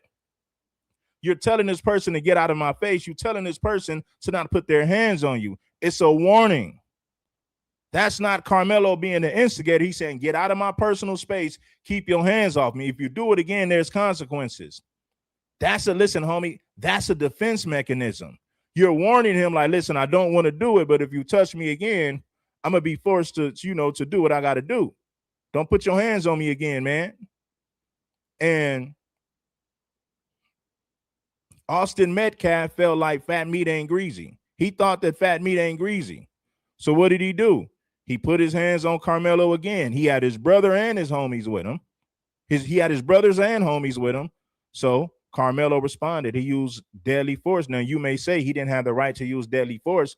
Well, check this out. You could easily say George Zimmerman didn't have the right to use deadly force on Trayvon Martin because Trayvon Martin was unarmed. Trayvon Martin is a 17-year-old kid. So if they'll justify a grown man shooting a 17-year-old because allegedly Trayvon put his hands on Zimmerman, these are the same white people who justified it. Well, Trayvon should have kept his hands to himself, and George Zimmerman would have never shot him. Well, I could use the same logic. If Austin would have kept his hands to himself, then Karmelo would have never stabbed him. I can give you the same logic, but of course, it don't fly on that side. It only flies when the black person is the victim. Then the white person had the right to use lethal force. These are the same white people who justify what Zimmerman did to Trayvon Martin. Well, if Trayvon Martin would have never put his hands on George Zimmerman, Zimmerman would have never shot him. These are the same white people who raised millions of dollars for Zimmerman's legal defense. You talk about racist hypocrites. Track meet. And another one is going away for 35 years over a seat at a damn track meet. I'm not the judge. I'm not the jury. But if you sit back and watch what's about to happen, everybody, and I mean everybody, is going to run and blame the defense attorney. He fumbled it. He blew the case. He didn't fight hard enough. And look, I'll be fair. I'll give you that. His attorney obviously sucks. I think the defense did a poor job. I definitely do. But you got to hold on for a second. Because if all you walk away with today is the lawyer lost the case, you missed the entire point. The lawyer met Karmelo a few months ago. A few months. That's it. The forces that put Karmelo in that seat with a knife in his bag had him for 17 years. So you're going to have to aim a little higher than the lawyer. The thing that nobody outside of that courtroom has the courage to say is that it wasn't the lawyer that failed Karmelo. Wasn't the jury that failed Karmelo. I would argue it wasn't even his parents. Black culture failed Karmelo Anthony. Oh, now you Period. but Y'all now, can disagree. now you a sucker. Black culture failed Karmelo. How did black culture fail Karmelo? Karmelo wasn't a thug. He wasn't in the street. He don't have a criminal. I don't see how black people, y'all be listening to these suckers, bro. Why y'all be listening to these suckers? Then you come over here where I'm giving you some of the realest stuff you can get. You suckers don't even, and people don't even want to hit the like button for the truth. He said that black culture failed him. How can you say black culture failed him? He come from a good family. His parents raised him well. He's not a troublemaker. He's never been in trouble. He has no priors on his criminal record. He has no criminal record. We could easily say that the white community failed Austin. Who gave Austin Metcalf the right to put his hands on anyone? Who told Austin Metcalf that he has the authority to physically remove someone? Who gave him that authority? Nobody. Austin Metcalf was a big bully. He tried to throw his weight around. Austin Metcalf tried to throw his weight around. He had his brother and his homeboys with him when he pressed Karmelo. So we could easily say if Austin kept his hands to himself, he would be alive today. If you say if Karmelo would have never sat there, he wouldn't be in jail today. Okay, cool. Well, if Austin would have never put his hands on Karmelo, he would be alive today. Right back at you. I'm gonna hit you with the same logic. So if the black community failed Karmelo Anthony, the white community failed Austin Metcalf. The white community should have told Austin Metcalf to keep his hands to himself. He's an athlete. He's not a policeman. He's not a damn security guard. It ain't Austin's job to put his hands on anyone. Listen, homie, if it was such a problem that Karmelo was sitting there, you should have got the head coach. You should have got a security guard. I bet money if the coach would have came up to Karmelo and asked him to move, he would have left. I bet money if a security guard would have asked Karmelo to leave, I bet money he would leave.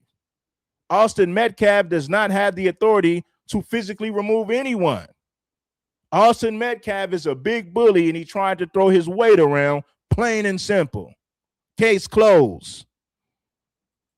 Oh, Karmelo. I would argue it wasn't even his parents. Black culture failed Karmelo Anthony.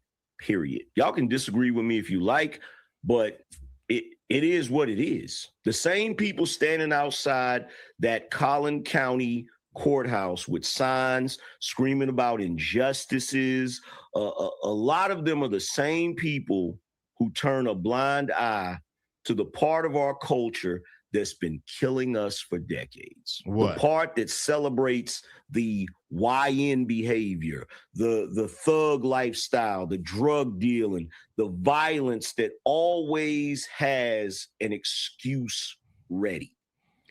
There's always an excuse for white supremacy. Let me tell you something, angry man. If Karmelo Anthony's name was Little Billy and Karmelo Anthony was white, let's say Karmelo Anthony is Little Billy. Little Billy is a white boy. Little Billy sits under a tent. There's two big black guys that approach him and tell him, hey, man, you can't sit here. You need to move. Billy responds by saying, I don't have to go anywhere, man. You guys can't tell me where to sit, man. No, you can't tell me where to sit. The big black bully decides to put his hands on Billy again. Billy whips out a knife and stabs a big black bully.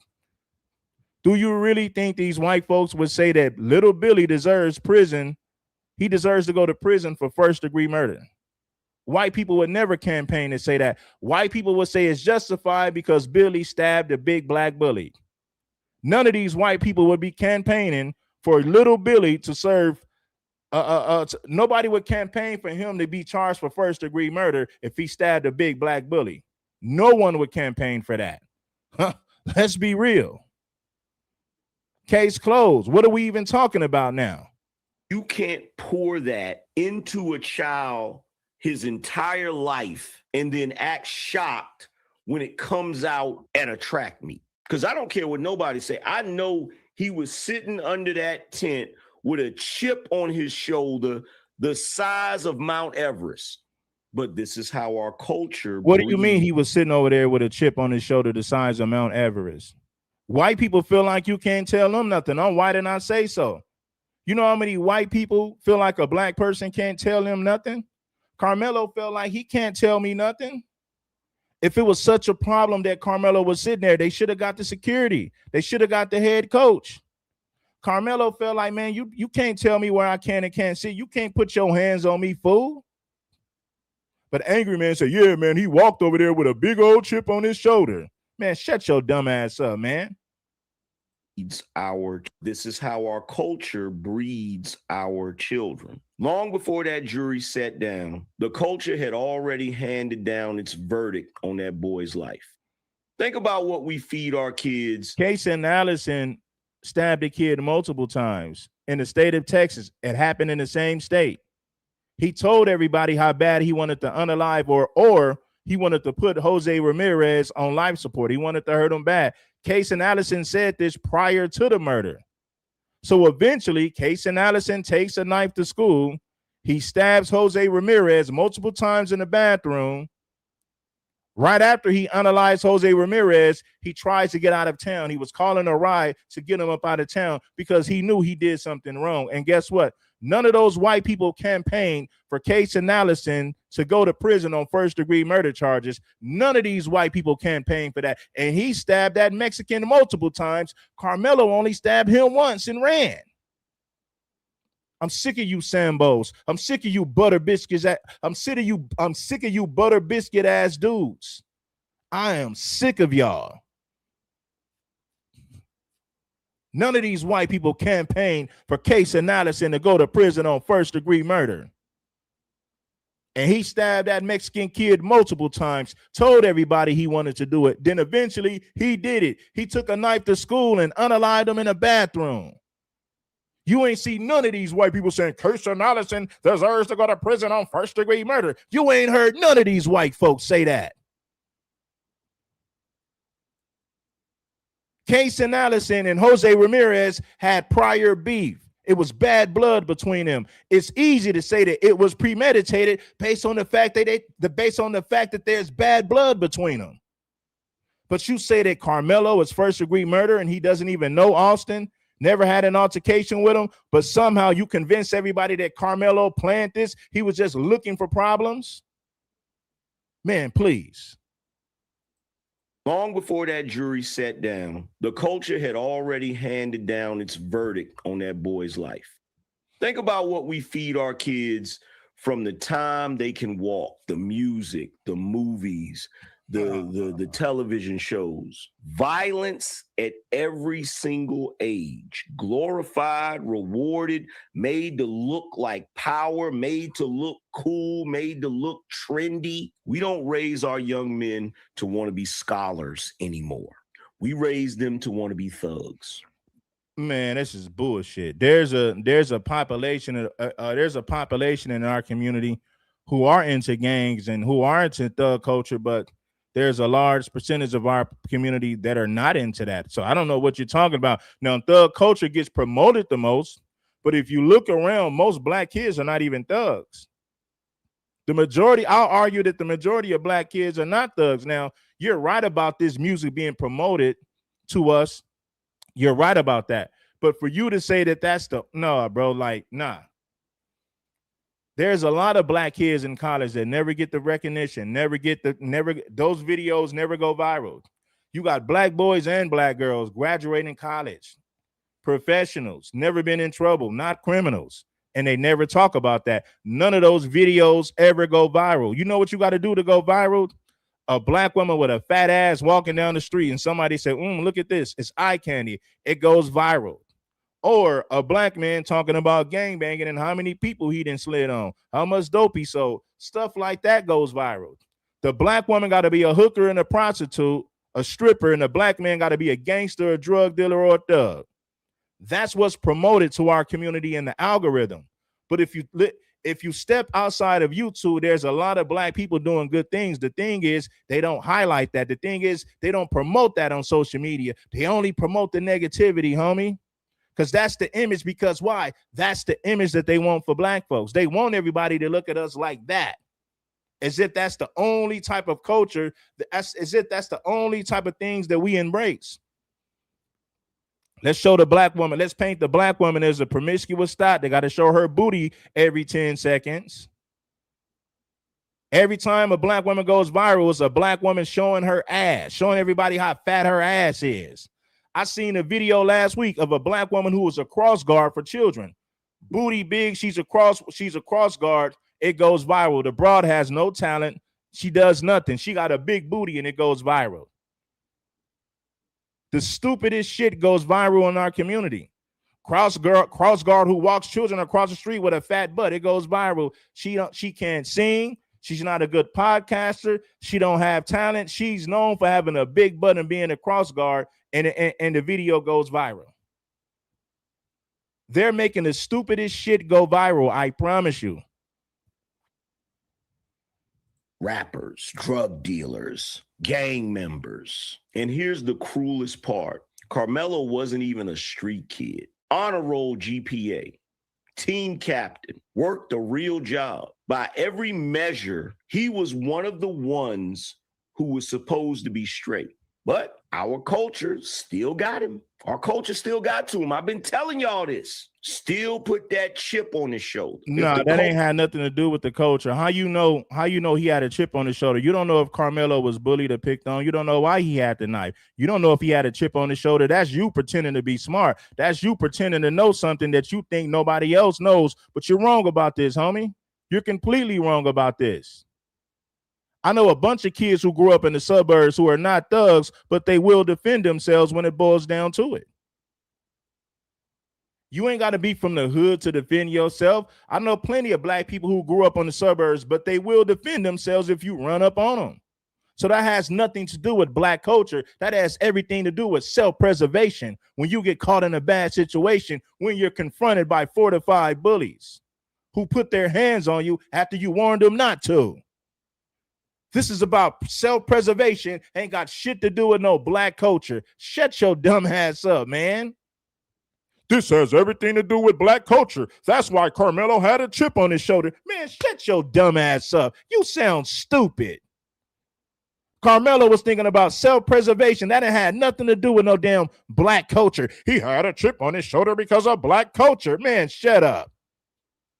Culture can reach a captain. Man, shut up. I've been telling y'all this. Still put that chip on his shoulder. If the culture can reach a captain and an honor student, what do you think it's doing to the kids who don't have any of that? I talk about it all the time, but I get shunned. People tell me, you shouldn't talk about this. Why you got to tear us down? I'm not tearing you down. I'm simply stating the reality. I'm simply stating the facts. By the accounts that came out, the mentality was right there in the words. I told him not to touch me.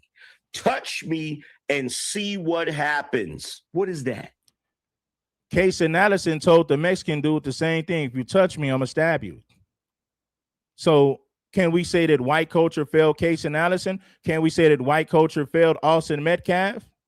Austin Metcalf put his hands on somebody. Maybe if Austin Metcalf wasn't going around putting his hands on somebody, he would still be alive. What if Austin Metcalf got the coach or a security guard to say, hey, man, this guy don't want to leave, man. I'm here for the sport event. I don't have no time for this. Coach, can you get this guy to leave? Security, could you get this guy to leave? If Austin Metcalf would have did that, there's no problem. But when you think you can put your hands on somebody, when you feel like you have the right to physically remove people, you become the big bad bully. You put your hands on people even when they tell you not to. So we could easily say that white culture failed Austin Metcalf. We could easily say that white culture failed Casey Allison. Casey Allison told that Mexican kid, if you touch me, I'm going to stab you. And when the Mexican kid touched him, Casey Allison stabbed him to death. But I don't hear you talking about what's wrong with white culture. Everybody knows what that is. That's not you displaying your strength. That's not you saying, I'm not going to tolerate these white boys bothering me. That's you with a chip on your shoulder. That's you with something to prove. That's you, in all honesty, being a crash out. Because the only thing you had to do was get up and leave. You didn't have to be under that tent. You can go somewhere else. Wasn't worth your time. Wasn't worth I mean, you can say that, and you can easily say, it wasn't worth it for Austin to put his hands on somebody like he has the authority to physically remove someone. But of course, you're not going to say that. You're going to place the blame on Karmelo. Nobody told Austin he had the right to put his hands on anybody. If it was such a problem that Karmelo was there, he should have got the security guard. Hey, security, could you tell this guy to move? That right there would have been the best thing for Austin to do. Not for Austin. It wasn't a smart idea for Austin to walk up to Karmelo and put his hands on him and try to physically remove him himself. Austin was the big bad bully. Instead of getting security, he decided to remove Karmelo himself with his hands. So we could easily say that white culture failed Austin. Maybe if Austin was trained better, he would have never been a bully. Austin wanted to throw his weight around and push around. He wanted to push the little guy around. I'm gonna throw my weight around. I'm gonna bully this guy. No, I don't need security. I'm gonna sit up there and remove this guy myself. And that's exactly what he did. But I don't hear you talking about how white culture has failed Austin. I don't see you talking about how white culture has failed Case and Allison. Case and Allison's told Jose Ramirez, if you touch me, I'm gonna stab you. And that's exactly what he did. But none of you black Sambos are even talking about that. Your energy wasn't worth the argument. We built a whole generation that walks around with a chip on its shoulder, convinced the world owes us something. Convinced that the world owes us something. Man, listen, black people, y'all listen to the worst people on social media. They're not walking around like the world owes them anything. Black people with common sense know nobody's going to give them anything. What are you talking about, dummy? Black people with common sense don't expect to get anything from white folks. Yeah, black people are just walking around as if everybody owes them something. Man, shut up, man. Convinced any act of violence is justified as long as you can create some sort of racial angle around it. But here's what the culture lies. You don't have to create some racial angle about it. Case and Allison went to prison not for first-degree murder because he's a young white boy that unalived a Mexican. So America is always about race. This country was built on racism. It's racism is in the DNA of America. Racism is embedded in the DNA of America. You can't get around it. The foundation of this country was built on racism. What are you talking about, Mr. Smart Guy? Mr. I think I come up with something that nobody else came up with. You're not saying anything that makes sense. You sound crazy. Black people made it about race when the whole damn country was built on racism and white supremacy. What are you talking about, fool? Why you think there was no black jurors on the case? Why you think Case and Allison got off with 3 to 5 years after he stabbed somebody 6 or 7 times? But according to Angry Man, black people are the ones making it about race. Every other culture out here will hold you accountable for senseless violence. Like I said, we may run around our community. None of those white people who bombed Tulsa, Oklahoma were held accountable. None of those white men who unalived Emmett Till were ever held accountable. None of those white men who burned down Ocoee, Florida were held accountable. I can name many cities across the country that black people built with no handouts or no reparations, and white people destroyed them. And none of those white people were ever brought to justice. No accountability for white men. I'm talking about church bombings, you name it, lynchings, hangings. None of those white men were ever held accountable. Now, what he's going to say is, well, that was 100 years ago. Racism doesn't exist now. Well, in 2023, a white supremacist, a young white boy, walks into a grocery store in a predominant black neighborhood in Buffalo, New York. The young white supremacist walks in the grocery store with an assault rifle, opens fire, and unalives 10 innocent black people. Why did he do it? He did it in the name of white supremacy. He said he wanted to eliminate as many black people as possible. Huh? This happened 3 years ago, 2023. The same year, listen, man, the same year, there was another grocery store shooting in Jacksonville, Florida. White supremacist walks into a grocery store, a predominant black community, a Dollar General. He unalived 3 to 4 black people at random for no reason. You know what he said? He was a white supremacist, and he just wanted to unalive as many black people as he could. Dylan Roof, Charleston, South Carolina, 2025. Dylan Roof walks into a church and massacres and unalive 10 innocent black people. He did it in the name of white supremacy. You don't see black men going around shooting up grocery stores full of innocent white people. You don't see black men going around shooting up churches full of innocent white people. But of course, you're not going to hold white people accountable for anything. Another mass shooting took place. There was a white boy. This was last year, Florida State University. The white boy who shot up Florida State University was a white supremacist. The only difference here is he shot white people that was off code. He shot a bunch of white people that he felt was off code. Oh, you like Negroes? You don't want to be a white supremacist? You want to preach against white supremacists? Bloom, bloom, bloom, bloom, bloom, bloom. He shoots up the college, Florida State University. Another white kid. Come on, let's go. Cutting up, acting a fool, doing all of that foolishness. But other communities ain't gonna tolerate that, as you just witnessed. That Texas jury didn't care about the chip on his shoulder. The real world does not run on the rules of the block. And a 19-year-old just found that out the hard way. And you think, man, shut your dumb ass up. The rules don't go by, it don't go by the rules on the block. Man, shut up. We understand this is the court of law. That's the whole purpose of no blacks being in, that's the whole purpose of no blacks being on that damn jury. What are you talking about, Fulio? You know how many black men that's incarcerated right now because they committed a crime and they ended up in a penitentiary? They understood that the rules in court, the same rules that apply in the street don't apply in court. You think niggas ain't smart enough to know that? Man, shut up. We know damn well that the same rules don't apply in court. We understand that the rules in the streets are different from the rules in court. I'll put it like that. Man, shut up. All are still trying to make excuses for it instead of learning a lesson from it. I already asked you guys this, but I'm going to present it again. This is the question that the protesters will never answer. Where is all this energy, all this organizing, all these signs, all these cameras when we take each other out in our own neighborhoods? Oh, now he gonna say, well, let's talk about black on black crime. I can talk about white on white crime. When that white man shot up that church full of white people last year in Michigan, the white community wasn't outraged. They didn't march about it. They didn't protest about it. When that white man last year shot up that restaurant in North Carolina full of white people, white people didn't march about it. They didn't protest about it. When that white boy in Minneapolis shot up that little elementary school full of children, white people didn't march about it. They didn't raise a lot of hell about it. What are you talking about? When that white boy tried to assassinate Donald Trump, white people really wasn't outraged about it. What are you talking about? You sound crazy. Well, I'm gonna talk about black on black crime. That's what these Sambos do.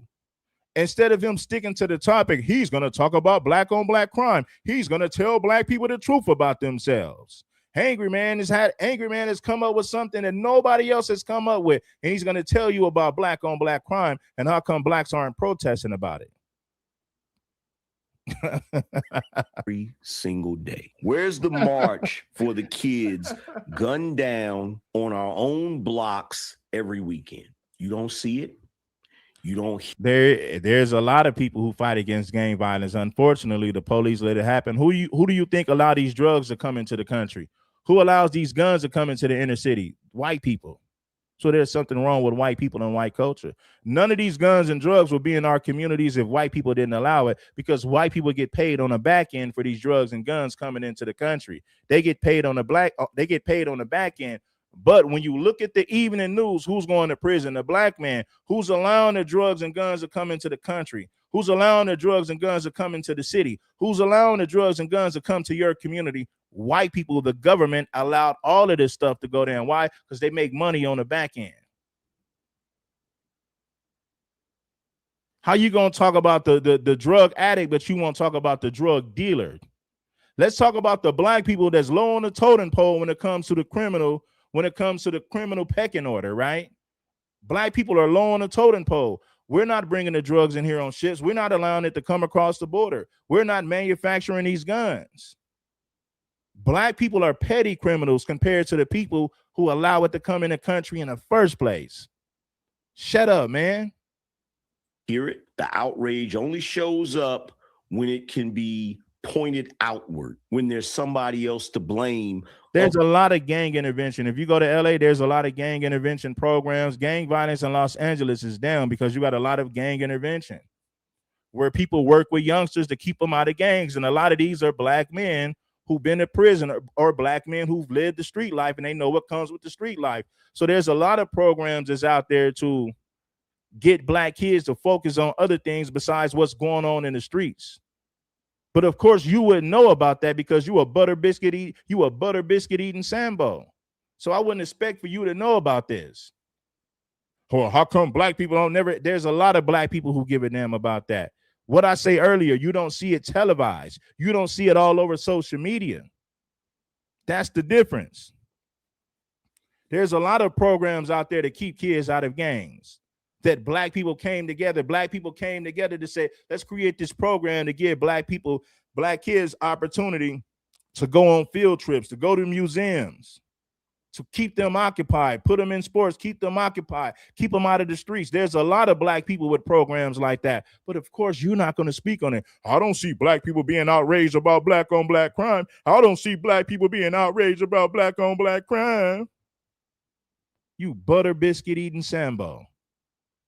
Another race. It's the same thing as Black Lives Matter. Black Lives Matter doesn't care how many black folks take each other out. Then you bring up Black Lives Matter. That's not a grassroots organization. It's not a grassroots organization, man. It's not a grassroots movement. You bring up black on black crime and Black Lives Matter. You ain't got nothing else to talk about. Come on, man. That shit is old. Talking about black on black crime and Black Lives Matter is old, man. You need to come with something else. Those talking points are played out, homie. Come with something better than that. Black Lives Matter and black on black crime to deflect from the main topic. Man, shut up. Well, what about black on black crime in Chicago? What about Black Lives Matter?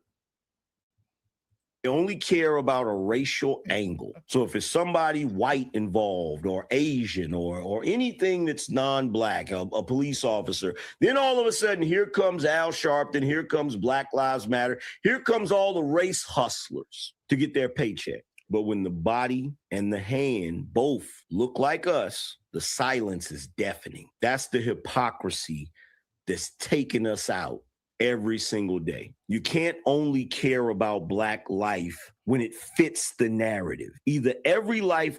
White people ain't raised in hell either. Who's the biggest killer of white people? White men. Who's the biggest unaliver of white people? White men. I don't see white people outraged about it. Who commits the majority of sex crimes in this country? White men. I don't see white people marching and being outraged about that. Who's in possession of most of the child pornography in this country? White men. Who commits the most sex crimes in this country? White men. I don't see white people protesting about that, saying how that's a major problem in America and it needs to stop. No, they don't want to highlight that because white men lead in that. The white man is the apex sexual predator. No one outmatches the white man when it comes to being a sexual predator. If you don't believe me, look at the stats. White men lead in sex crimes. I don't see white people doing marches and rallies, being outraged about that. They're not saying anything about it. Shut up, man. Counts or none of the speeches mean anything. None of the protesting means anything. It's just theater. It's just theater. It's just lip service. It don't mean nothing. So at the end of the day, this is where I land when it comes to all of this. And y'all know how I do. One standard for everybody all the time. Karmelo Anthony was guilty. It's just a fact. And the verdict was correct. But we have to acknowledge that the verdict was correct. No, it wasn't correct. So he's saying that in other words, he's saying that Karmelo should have got charged with first-degree murder. Why? Because it was premeditated. This is a so-called black man saying that. Austin Metcalf lost his life, but you said earlier you can't prove that he intended to do it. Now you're saying they got it right. Well, you're a hypocrite because you just contradicted yourself. Earlier in the video, he said, I can't say that Karmelo intended on unaliving Austin. Now he's saying that white people got the verdict right. Well, white people said that he intended to unalive Austin. You just said, well, they got it right. Earlier, you said, well, I can't say that he intended on doing that.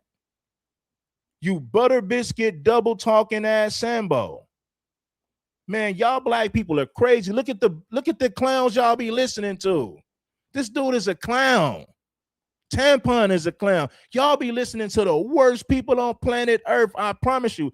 This fool earlier said, well, I can't prove that Karmelo wanted to kill him. Now he's saying, well, white people got the verdict right. The white people got it right now. White people convicted him on a false premise that he intended on doing this, that it was premeditated. Karmelo was looking for a fight. You turn around with your fat ass and say, well, yeah, white people got it right. Yeah, they got it right. Which one is it, angry man? In the beginning, well, I don't know if Karmelo tried to do it. Now you're saying that the verdict was right. White people got it right because they said Karmelo, it was premeditated. It was the community that failed Karmelo Anthony, just like it's failing countless other young black kids right now, tonight, while we're on this stream. Somebody somewhere out there, some young black kid out there is getting into trouble right now because our culture promotes it. And then when they get in trouble, our culture tries to keep them from accountability. What do you mean keep them from accountability? Our culture tries to keep them from accountability. These are the same white people that justify George Zimmerman shooting Trayvon Martin. They said, well, George Zimmerman, Trayvon Martin put his hands on Zimmerman. So that gave Zimmerman the right to shoot him. These are the same white people who justified that. Police officers told George Zimmerman to stop following Trayvon. He disobeyed them. He disobeyed a direct order, pursued Trayvon anyway. And he shoots Trayvon because allegedly Trayvon put his hands on him. These are the same white people who raised millions for Zimmerman. These are the same white people who justify Zimmerman unaliving Trayvon Martin. You talk about being racist hypocrites. And this idiot got the nerve to say, we don't want to hold our people accountable. Daniel Penny choked out a man that didn't. Daniel Penny in New York choked out a man that didn't put his hands on anybody. Was he crazy? Yes. Well, you should have called police. There's no justification for you choking a man out that hasn't put his hands on anybody. But you won't talk about white people that escape accountability. Man, I'm sick of these butter biscuit eating Sambo, and I'm sick of black people who rock with these clowns. You got to be a clown to rock with this message. This dude is a bozo. Well, I can't prove that Karmelo tried to unalive him. And then 10 minutes later in the video, well, white people got the verdict right, even though white people charged him with premeditated first-degree murder. But in Angry Man's words, white people got it right. Earlier in the show, well, I can't say if he intended on doing that. I can't say that he planned on doing it. Which one is it? So when one of our youth get in trouble for taking a life, robbing a store, getting into any type of criminality, not only are we failing at discouraging them. And what do you mean about accountability? Nobody gets locked up at the same rate that black men do. What are you talking about, you bozo? Black men serve more prison time for the same crimes that white men commit. Case in Allison, Karmelo Anthony. Case in Allison stabbed somebody in the state of Texas, the same state, stabs the kid multiple times. He's going to come home in 3 to 5 years because he gets charged with negligent homicide, something like that, a lesser charge. None of those white people was campaigning for Case in Allison to go to prison on first-degree murder charges, even though he stabbed a kid multiple times, not once. Karmelo stabs a guy once that confronted him. After Karmelo told him to not put his hands on him, Karmelo goes to prison on first-degree murder. So what do you mean accountability, you bozo? Nobody gets held accountable like black men in America. Nobody gets held accountable like black people in general in America, but black men in particular. And this idiot got the nerve to talk about accountability. I just gave you an example of a white boy not being held accountable. He planned on hurting that Mexican kid. He told everybody he wanted to put Jose on life support in ICU. He did it. He went through with it, stabbed him multiple times, and he was not held accountable. None of those white people campaigned for Kaysen to go down for first-degree murder. And you got the nerve to talk to us about accountability. Karmelo didn't even know Austin Metcalf, and they said it was premeditated. He goes down for first-degree murder. That's a prime example of when a black man. That's a prime example that a black man gonna serve more. He gonna serve more prison time for the same crime that a white man commits. This is a prime example. Kaysen Allison, Karmelo Anthony. The black man gets charged with first-degree murder. The white boy gets charged with reckless homicide, negligent homicide, something like that. Don't talk to us about no accountability from that behavior. But the moment they get caught up, we want to play the race card to try to excuse them from their accountability. How are they learning anything? Don't you think at some point there's going to be some that if Kaysen can stab somebody multiple times and come home in 3 to 5 years, how are they learning anything? What about accountability? Kaysen Allison told Jose Ramirez, if you touch me, I'm going to stab you. It's safe to say that Kaysen had a chip on his shoulder. It's safe to say that Kaysen was ready to do this. I'm sick of these Sambos, man. These dudes are weak. They're pathetic. They are sorry. Don't talk to the black community about accountability. White people have gotten away with harming us for centuries, and rarely were they ever held accountable. None of those white men who unalived Emmett Till was ever brought to justice. None of those white men who bombed Black Wall Street was ever brought to justice. The same goes for Ocoee, Florida. We built that community from scratch with no reparations, no handouts from the government. We built these communities from scratch, fresh out of slavery, fresh off of the damn plantation. The white man destroyed it, and never were they held accountable for destroying our progress or communities.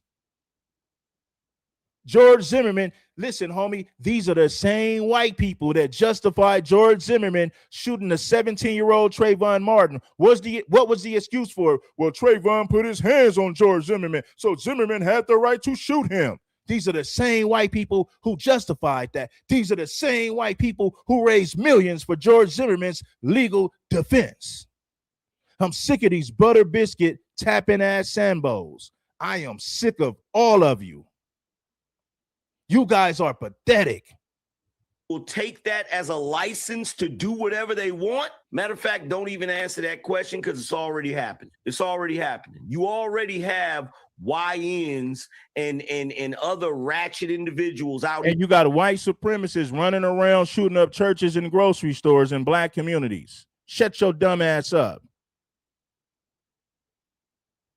You're cutting up, acting a whole fool. And the moment the police show up, the first thing they scream is, I can't breathe. The first thing they scream is racism. Now, if somebody white points this out, you can call them racist. Oh, you're a racist. But when somebody like myself, who's also black, calls it out, you can't say racist, so you say coon, you say sellout. But well, that's exactly what you are.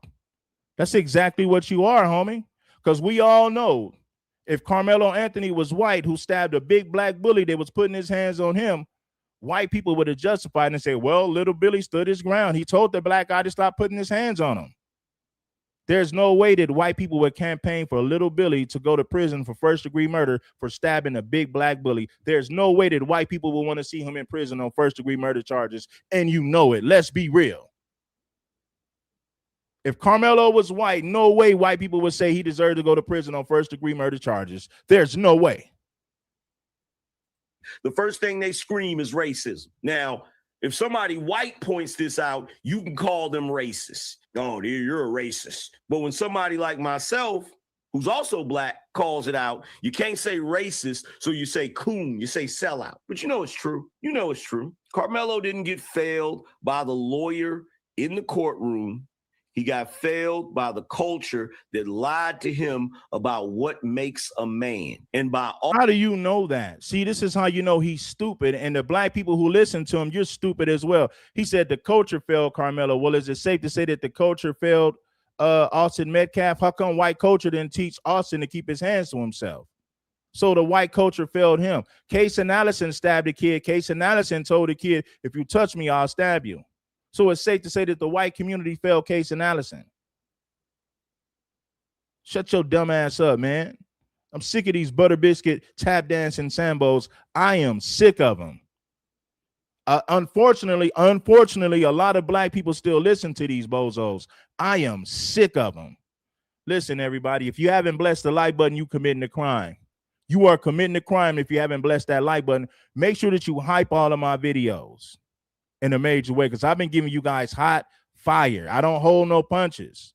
I tell it like it is. I come straight down the middle, homie. All of us who watched that culture dealt by the lawyer in the courtroom. He got failed by the culture that lied to him about what makes a man. And by all of us who watched that culture do it and said nothing. 2 kids' lives are gone now. Gone. One in the grave, one in a cage. And the biggest thing y'all want to talk about is the racial component of it.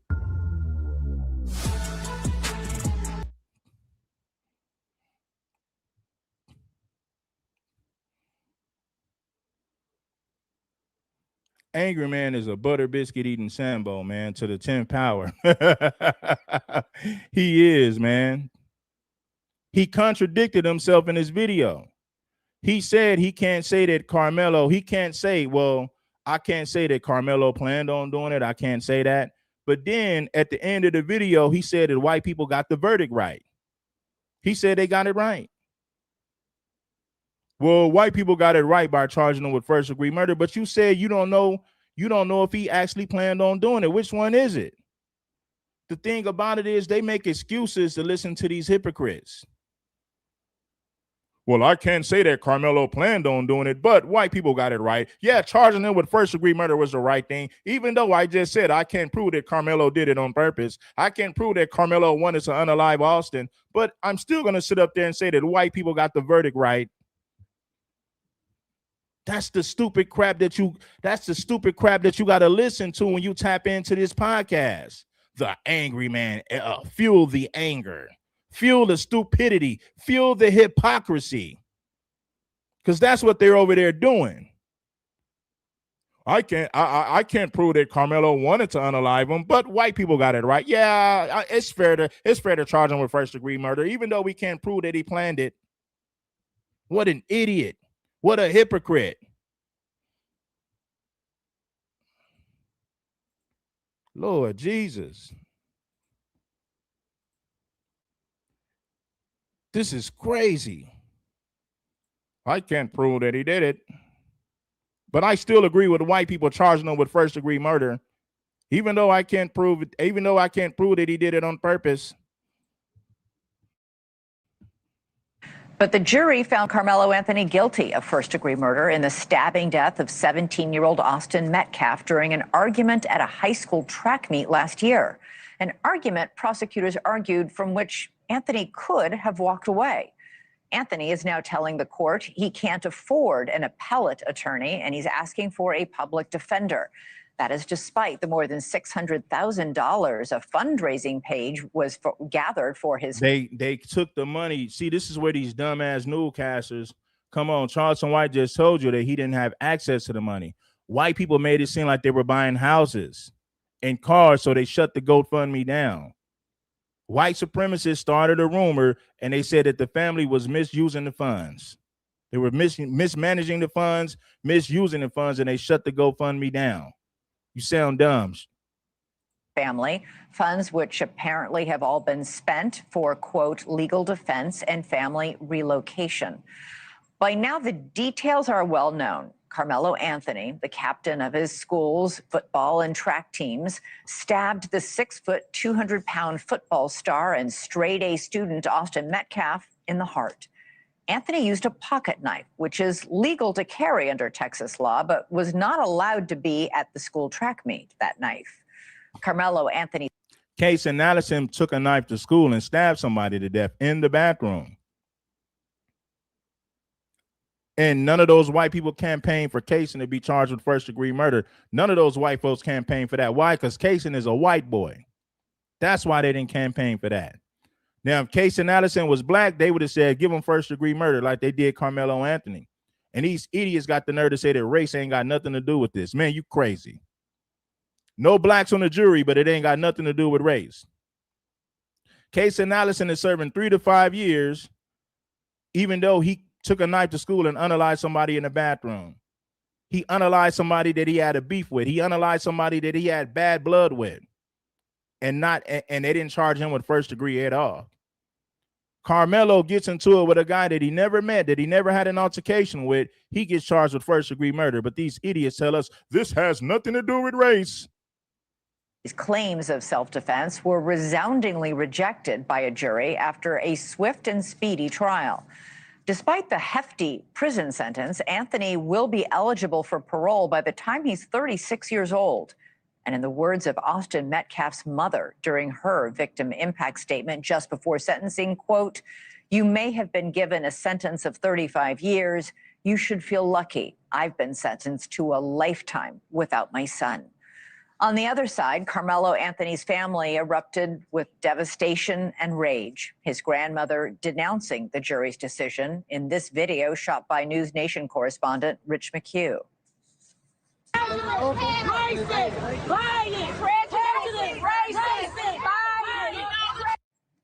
The deep racial divisions exposed by this case remain raw and painful. Rich McHugh joins us now live from McKinney, Texas, where he spoke with friends of both families. What did they have to say about the guilty verdict and this 35-year prison sentence?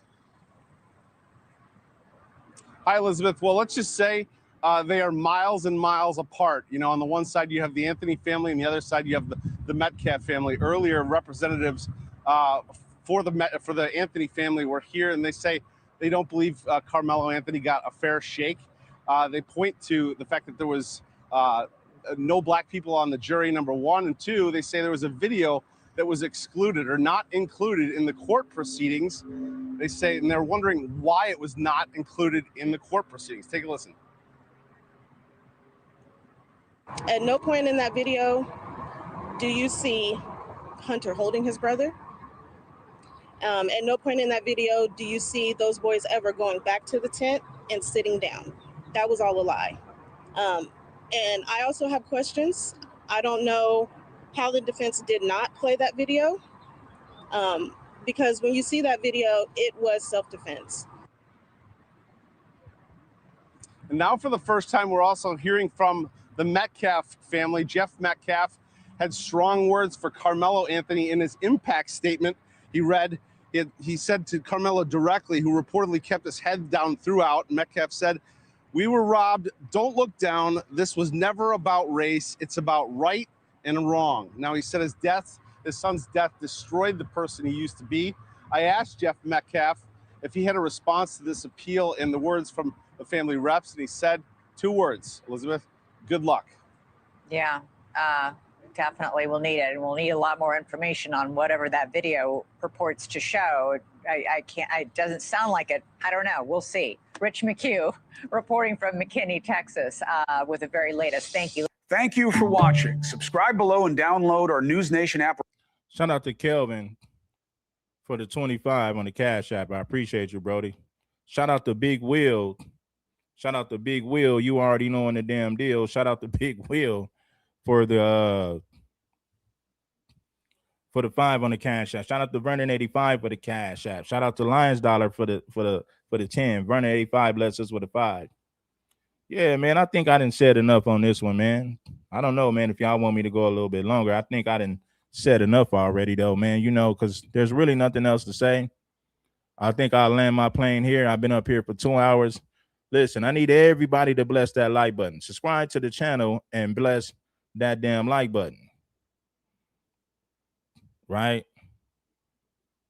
If you're really rocking with your boy, you already know what to do. I shouldn't have to explain it. Yeah, man, get the subs up. You already know. Yeah, man, you know, I'm sick of this butter biscuit tap dancing ass buffoon by the name of Angry Man. I'm sick of him.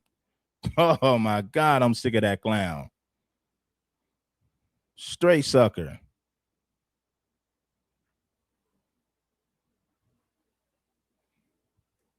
Let me go. I got another clip I'm going to play. I think I got a little bit more I'm going to play for y'all, man. A little bit more. I got something else that I wanted to play. Hold on. I played it earlier too, man.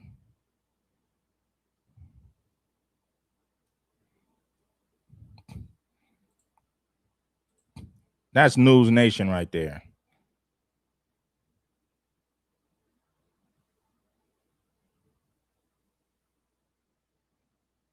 Not everything is about race. You see how white people tell us it's not about race?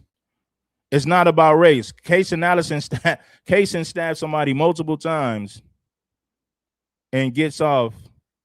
And you know, he don't get charged with first-degree murder, even though he hit this kid multiple times in the state of Texas. Keep in mind, the Karmelo Anthony situation takes place in the state of Texas. Guess what? Karmelo is charged with first-degree murder. There's no prior altercations between Austin Metcalf and Karmelo Anthony. But when it comes to Casey Addison and Jose Ramirez, they got a history. There's bad blood. So it would be safe to say that Casey Addison planned it. It was premeditated just based on their prior history. But they don't charge Casey with first-degree murder. He's a white boy, and white people going to protect him. And then they tell us it's not about race. Karmelo goes to trial, no blacks on the jury. They charge him with first-degree murder because he did something to a guy that he didn't even know. So now he got to go to prison for the rest of it. Well, they're saying 35 years, and he can be eligible for parole in 17 years when he's 36. Let me tell you something. When they say that you're eligible for parole, it doesn't mean that you're going to get it. It means that they'll consider giving you parole, but they can easily say, nah, you're not redeemable. Come and see us in another 10 years. They could easily say that. Come and see us in another 10 years. Nah, we don't feel like you're fit for society. So being eligible for parole doesn't mean that you're going to get parole. Karmelo Anthony can sit in prison for 17 years. And then when it's time to go up for a parole board meeting, they could easily shake their head and say, nah, see us in another 10 years. You're 36. See us when you turn 46. Maybe we'll consider then. They could easily say that. So when they say eligible for parole, that don't mean nothing. That means that they'll just consider it. There's no guarantee that you're going to get parole. Say y'all Boosie line.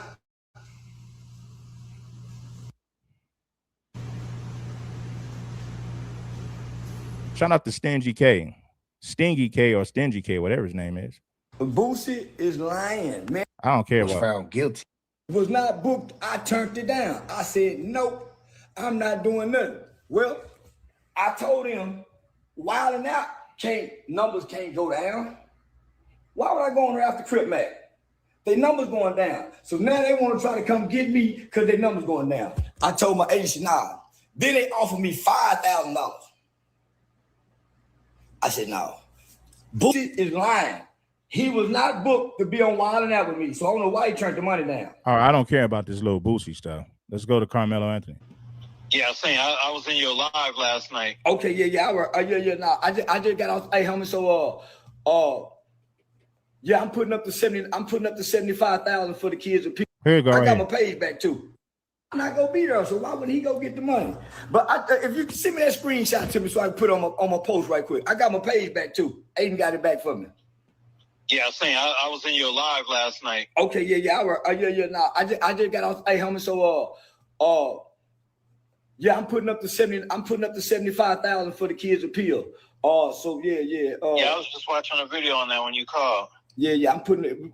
They need 150, but I'm putting up 75. But I'm trying to raise $1 million. Send me the links when you got it. I will. So I'm finna set up an interview with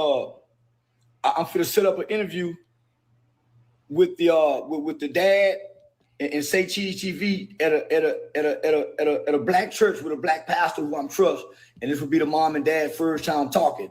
Let me just say this: black people hurt this family.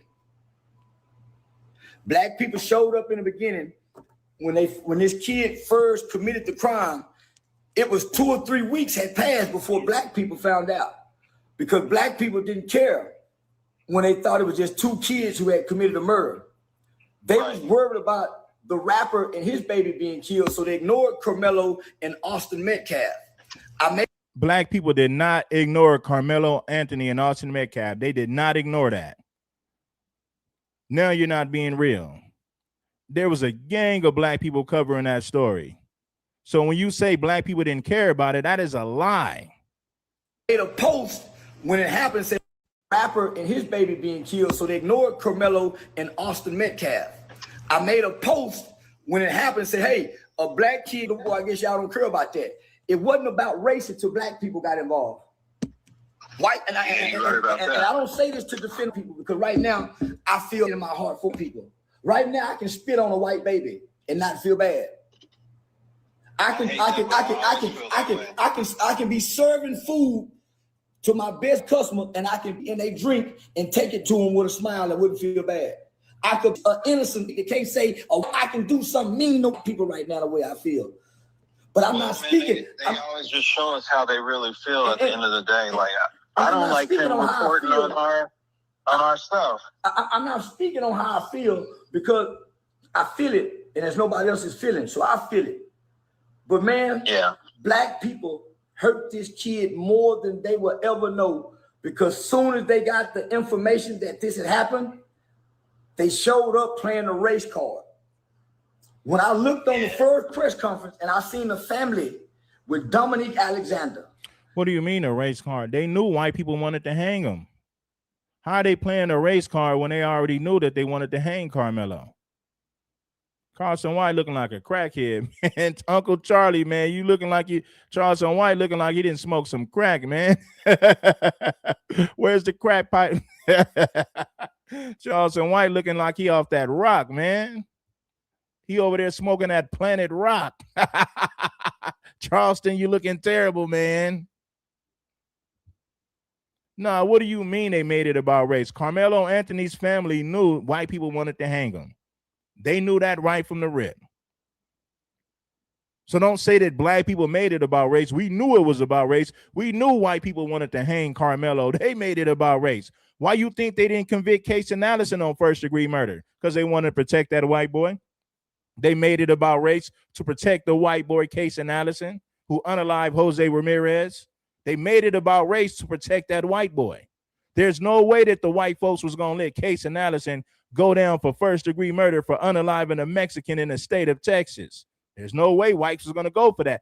They made it about race, not us. The Benjamin Crumps, all of them starting to talk now. They quit talking when they couldn't get their GoFundMe money at first. Yep. Black people gave almost $700,000 to this family and played race. So guess what they did? They froze the money. They always freeze the money. That's why I don't like them GoFundMes. They froze the money, and they only made it possible for the lawyers to get it. So guess who showed up? Black community activists with their civil rights lawyers on a murder case. Right. They had, this family needed criminal attorneys.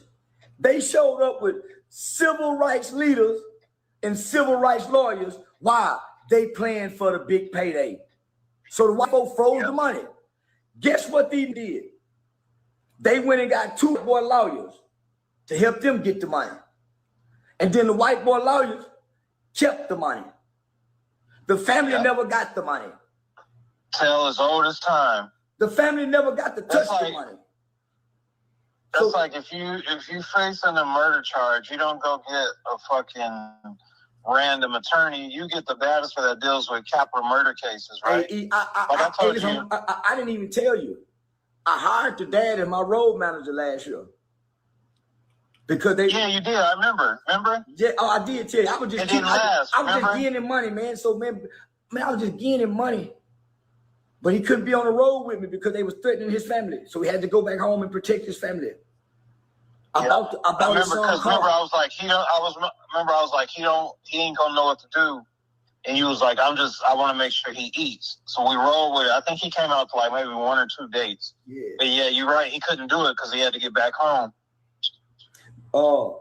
I knew you were hurt yesterday. I heard it in your voice. And I like to think I know you very well. And I've never heard you speechless. So yesterday talking to me, you were speechless. And you just couldn't find the words, so I knew you were hurt. I've been lying to that kid for a whole year straight, every day, sending him. When I saw all jewelry, I called that kid's dad, and I said, "You can't make me believe them people gonna be cold. You can't make me believe." What do you mean you can't? They can't make you believe them people gonna be cold. Fool, they didn't hung black folks in the state of Texas. What do you mean you don't believe that white people can be cold? What planet do you live on? What world do you live in? The state of Texas have fried black men. They have hung black men. They have castrated black men. What do you mean you don't believe that white people can be so cold? What planet does this fool live on? Man, this is crazy. People's hearts is all cold. That's what it was for me. When I seen that there wasn't a black person on jury, I knew then what we would already be going through. I didn't. He said he couldn't imagine that white people would be that cold. You're 50-some years old. You got a 50-plus-year-old man saying he don't understand. He didn't think that white folks would be that cold. As if Texas don't have a long history of hanging black folks. As if Texas ain't got a long history of executing black men and putting them on death row. The death penalty or whatever. Hey, homie, this has been going on all over the South for decades. What do you mean? I just didn't believe that white people would be that cold. Really? Didn't believe those white people would do that. Why? Jury, I knew then what we would already be going through. I didn't believe those white people would do that. Why? Because I believe God touches white people. I believe God touches white people's hearts. I thought white people had a connection with God, and some school teacher on the— You thought white people had a connection with God? Oh my God, I want to slap Charleston through this screen. He thought white people had a connection with God, as if white people woke up yesterday and said, we're going to stop practicing white supremacy. We're going to stop practicing racism. We're going to be fair with black people. Yeah, man, we're not going to practice white supremacy anymore. We're going to be fair with blacks. Yeah, man, we're going to be fair with blacks because that's, because it's the right thing to do. What planet does this fool live on? He said he thought that white people had God in their heart. Man, are you trolling? Are you serious? Or are you really trolling? You thought white folks had God in their heart. You didn't think that white people can be this cold. Why? Because I believe God touches white people. I believe God touches white people's hearts. I thought white people had a connection with God, and some school teacher on the jury would know that this kid's past cannot even line up to what we see. But what I know people did, they wouldn't let the element of fear come into the trial. Why? They wouldn't let no children talk about how menacing Austin and Hunter was. These two children, they were boys like Akeem Vaughn at the schools. They was notorious bullies. That's why the kid never stood up to him. They was afraid of him. He stayed sitting down, a sign of submission and a sign of being subservient. He never stood up to the white man. He stayed sitting down in fear. See, them white boys had got suspended a week earlier. That's why the reports say Karmelo got suspended and he wasn't supposed to be under the tent. Karmelo mom produced a picture in trial when Karmelo was up under the same tent with the same students just a week prior. You know why Austin and Metcalf wasn't in the picture? Because they were suspended. They were the ones suspended. So when they showed up, they saw a kid that they hadn't seen up under the tent. And they went to bullying. This wasn't about racism. It was like fresh blood to them. Man, he's a new black kid, for one. He's quiet, he stand out, and he's with another mixed black kid, a mulatto. They made the mulatto boy change his statement. So, man, I'm putting up $75,000, man. Man, white people can't be that cold. I don't believe that. And that's why I tell you, I know they are. Like, people don't believe, man, the white people in entertainment are the most brutal, dog. And I deal with them every day. Yeah. I lunch with them, I see them, and I know they don't give a shit about their own family, their own mom. So I know how brutal they are. White folks have a history and a track record of covering up the truth. We know that by historical accounts. But I wouldn't believe. Okay, if you know white people can be cold based on historical accounts, why would you fix your mouth and say, I don't believe that white people can be that cold? You just said due to historical accounts, you know they can be cold. So what makes you think they're still not cold today? You just contradicted yourself. I didn't think that white people can be this cold, but then you say, well, they are that cold based on historical accounts. I mean, come on, man. Are you just talking to be talking? Are you listening to yourself? Angry Man said some similar BS. You know what Angry Man said? Well, I can't prove that Karmelo planned on killing Austin, so I can't say it's premeditated. But then later on in the video, well, white people got it right. They charged Karmelo with first-degree murder. They got it right. But you just said there's no way we can prove that he did it on purpose. Angry Man is a hypocrite. He contradicted himself. Well, you know, I can't say that Karmelo planned on unaliving Austin. I can't say that he planned on it. But then you turn around and agree with the first-degree murder charge. I couldn't believe, homie. I see them, and I know they don't give a shit about their own family, their own mom. So I know how brutal they are. White folks have a history and a track record of covering up the truth. We know that by historical accounts. Yep. But I wouldn't believe. I couldn't believe, homie, that people. I used to have a saying. I used to make a joke when I go outside and it's really cold. I said, it's colder than an all-white jewelry out here. And I heard them say one time, they got to be cold in them. All-white jewelry is heartless. And I said, nigga, heart. I said, this is what I told nigga. I said, it ain't a heart in a man or woman's body that God can't penetrate. And I'm starting to believe what Malcolm X used to preach, that white people are devils. Because devils, they are. Man, listen. Just think about it, dog. They got to be, homie. They got to be. Know, every place they touch, they've been pillaged. And man, they got to be devils, homie. 85% of whatever land they land on.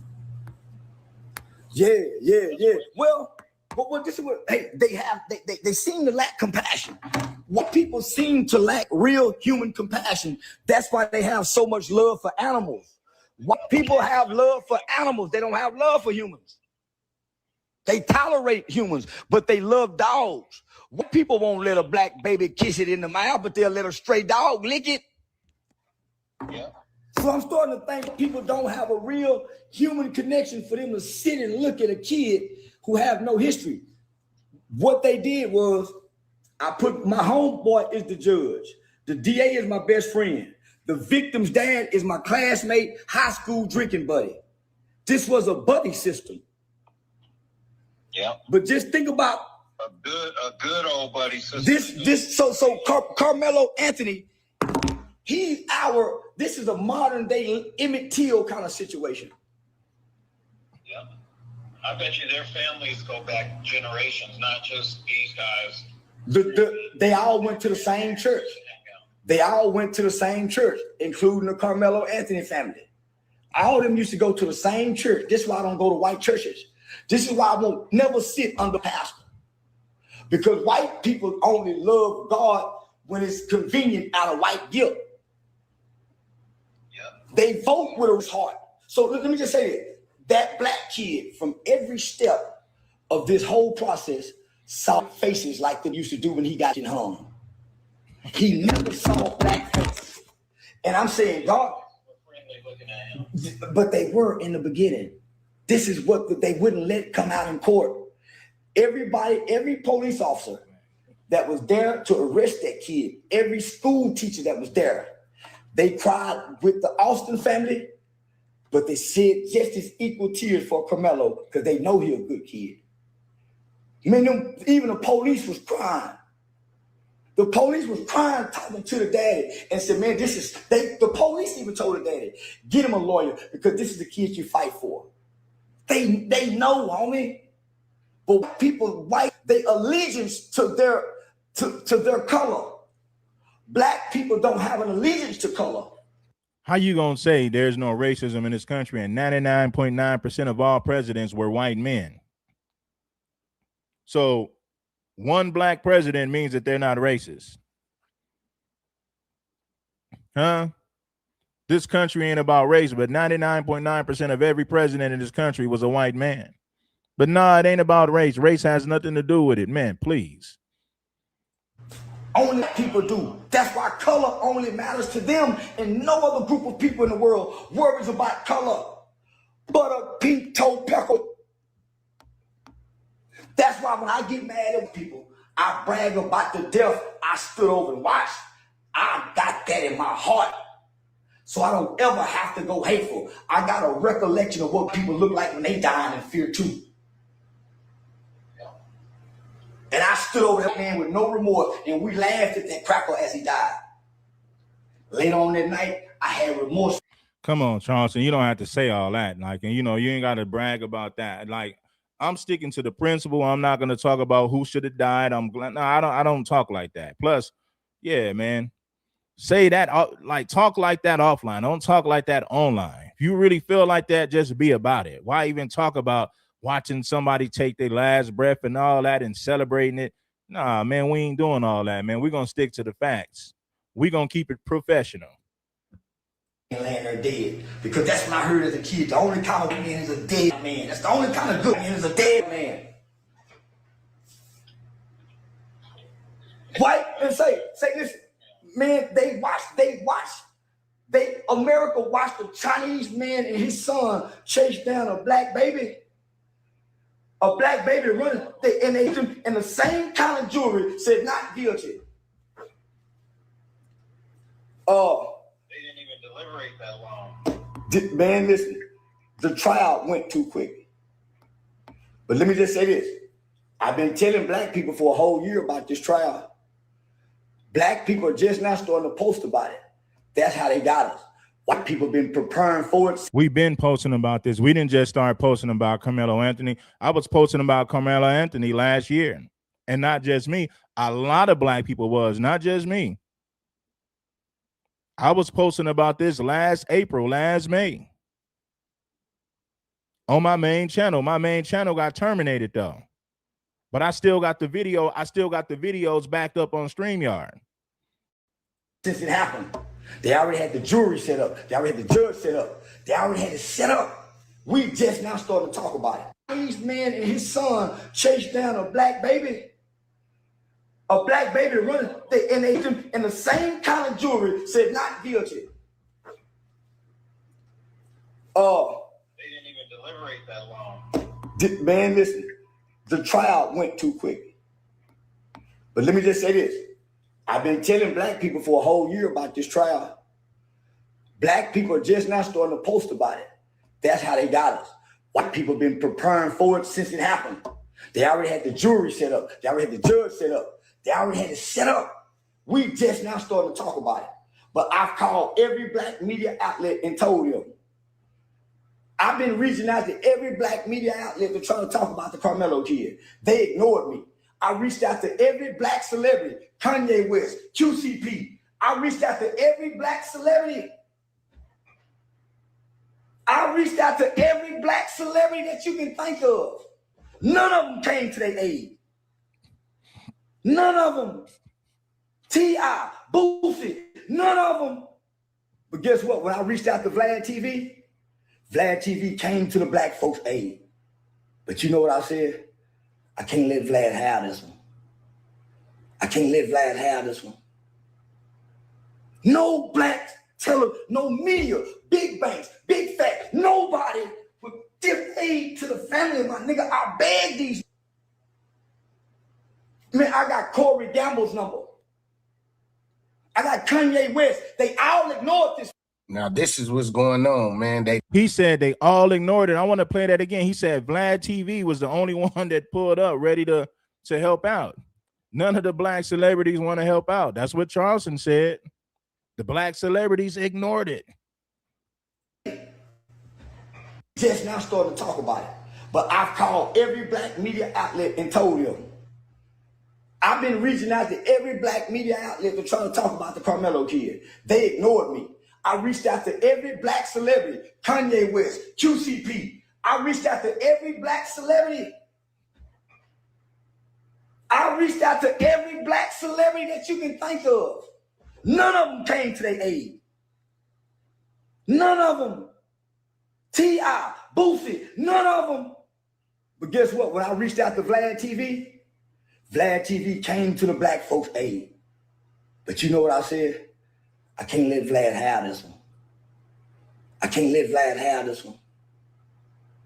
No black no media, big banks, big fat, nobody would give aid to the family of my nigga. I beg these. Man, I got Corey Gamble's number. I got Kanye West. They all ignored this. Now, this is what's going on, man. They done took Charleston White Instagram. He got it back. He say Adin Ross got it back for him. He had to go to the white man to get his Instagram back. Now, why you got to go to the white man? Why you got to... I'm calling you trying to make you believe what I believe. Why you got to go to the white man to get your Instagram page back? Well, Charleston say, hey, white people going to listen to white people. So Charleston said, Adin Ross, man, get my Instagram back. White people then took my Instagram, man. Well, Adin Ross, man, give me my YouTube back. I need to call up Adin Ross to get my main channel back. Maybe I need to call up Adin Ross to check white folks about terminating my channel. Because I really believe that, fam. I don't went against my own people trying to convince black people white people is good, homie. But I'm calling you trying to make you believe what I believe. Because I really believe that, fam. I don't went against my own people trying to convince black people white people is good, homie. But all people ain't bad. Why? I ain't never met a bunch of bad people. So when I saw all jewelry, I called you and told you, have no fear. White people ain't that bad. I had faith in it all jewelry, didn't I? Didn't I, man? Listen, I feel horrible because I'm trying to strengthen your faith with my faith in people, homie. I told you, man, that jewelry go do right by us. I told you that, homie, and I believed it. Got Charleston White getting emotional and apologizing to Karmelo. Foolish. I feel stupid for even calling you trying to make you believe what I believe. Because I really believe that, fam. I don't went against my own people trying to convince black people is good, homie. Only to look like a fool in such a case. It's hard to defend. It's hard to defend what we see, homie. When they defend the Chinese man, George Floyd laid on the ground, homie, and didn't flinch. And white people had no compassion for him. So why would I expect them to have compassion for a kid who has to, like a kid? This kid has saved more children's lives as a kid unintentionally than he ever thrown a punch or had a fight. I paid for a training to teach the kid how to throw a punch last year. The kid don't even know how to throw a punch, man. I paid a trainer to go teach him how to fight. And you know what the trainer said? Homie, fighting ain't in him. He a good kid. Even the trainer said it ain't in him, homie. So he didn't go back to train him no more. Teach him to be good. He a good kid. Man, I can't believe those white homie. Man, listen, we're gonna make it right. And one thing I know about the man, the only way to beat him is you can beat him with his law. I did. I served time for man. Bragged about it. I've committed some of the most. I ain't got nothing on my record. No felony conviction, no what. And I got a murder for a man. So if people can do that for me, they'll do it for your son. I agree. Next week, he going to say, I played y'all, right? This is why you can't trust CW. I don't trust him. I just look at it for entertainment. Can he say some real things from time to time? Yeah, but I don't trust him. I don't take him serious because next week he'll be saying, man, I played y'all. I agree with white people. I played y'all. So Charleston White will do anything for money. He will say anything for money. Tampon Daniels will do and say anything for money. You can't trust people like this. Now, at least Charleston is real enough to admit certain things, but at the same time, Charleston blows with the wind. 1 week he's on this, next week he's on that. You just never know. Charleston will do anything for money and attention. So, no, I don't trust Charleston White at all. Two, front page paper. My brother, my homeboy, I'm the only black man I know that ever served time for no man. stood over and watched him. That's a badge of honor to me. And people can't take that from me. So during these times when I close my eyes, my heart smiles. Because I've done something I know they wish I was dead for. They can't take that from me. And guess what? Your boy got the same thing when he lay in the bed and smile and feel weak. He can feel strong. His nature kicked in when he was afraid and scared. When he was afraid and scared of them two big bully white boys, his nature kicked in. And nature's first rule is to self-preserve. So he was too afraid to stand up and face the bullies. So he sat there subservient. Sitting down is a sign. No, I truly believe he's putting up that 75K. I truly believe that. I believe he's sincere about that. But Charleston will say things for shock value. I truly believe deep down inside that Charleston does have love for black people. But at the same time, Charleston will do fugazi things for money and attention. That makes him untrustworthy. Do I think he's going to give up the 75K? I truly believe he's going to do that. I believe that. Of submission. So he was already submitting to the white boys. When they tried to come put their hands on him, his fear and nature kicked in. He didn't have a knife. Hey, listen, your lawyers were supposed to object to every time they mentioned a knife for it to be on record. It wasn't a knife. It was a multi-fashional tool. Multi-tool. That the state of Texas, listen, because if it was a knife, he would have 15 or 20 more years for bringing a weapon to school. That's the smoking gun. If it was a knife, it wouldn't be 30 years. It'd be. Casey Allison brought a knife to school and underlined somebody while school was in session. He didn't get charged with first-degree murder. He went down for negligent homicide. Casey Allison to be home in 3 to 5 years. Casey, the white boy, brought a whole knife to school. Stabbed Jose Ramirez on school campus in the bathroom. And none of these white people campaigned to get him locked up on first-degree murder. None of these white people said that he deserved a first-degree murder charge. They never said that. Why? Because white people going to do everything in their power to protect their own. Casey Allison is a white boy. He got the complexion for the damn protection. There's no way they was going to let Casey Allison get charged with first-degree murder for unaliving a Mexican kid in the state of Texas. 60. Because the knife enhances it for bringing a weapon around children to a school. The judge wasn't supposed to let that lingo into the courtroom. This is not a knife. Correction. I object, Your Honor. It wasn't a knife. I object, Your Honor. It wasn't a knife. It was a tool. And kids pack it to school in elementary. How did it become a knife with a knife? Because it's a tool. Just like a knife is dangerous with knowledge, that's what makes us dangerous, knowing what they know. So my mama sent me to know what people know. I'm smarter than any person you can pick before my face. I know more than they know. I know everything about white people and black people. History, science, English, math, technology. I went to every school people went to. I didn't want to know nothing black people know. That's how I got so many guns and black people don't. That's why I talk politics and black people don't. That's why I talk law. Can't no man beat me.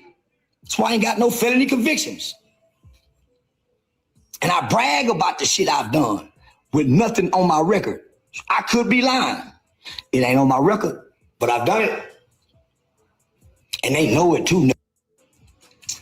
My mind and my mouth is more dangerous than that courtroom. They know it. Why? I can overturn law. We got juvenile life without parole abolished in America. It took us a few years to do it, but we got it done. I ain't lost shit, school. I ain't lost school. And I got the world paying attention to what I'm saying, good or bad. Just like I got Aiden Ross to donate to the Metcalf family, I got people working on millions. I got people working on getting you $1 million like they got Chud without going through GoFundMe. That's how connected I am as a black man in America. I got white friends, politician friends, rapper friends. See, this is Charleston speaking to Karmelo's dad, man. Friends. And I'm going to use it for you, fam. You have $30,000 before Saturday. I'm putting up $75,000 to start the appeal process for your son. We have 29 days, 28 days to be exact. I just need Mitch Nolte to file the appeal. I already got an appellate lawyer ready to go to write the entire thing. Collin County is done what I thought they was. I thought at least they'll put one black on the jury. But I told you something about that judge. I told you that judge is not going to let it happen like that, right? It seems to me like the reason he apologized to his father was because in the beginning, Charleston White was against Karmelo Anthony because they thought he really brought a knife to school and things in that nature. But once he got the facts of the case, he had made this video. I got all the facts of the case. So there's a video that's been released by Frisco Independent School District because this is public information. And if you want to see this video, you can go up to Frisco Independent School District and see this video.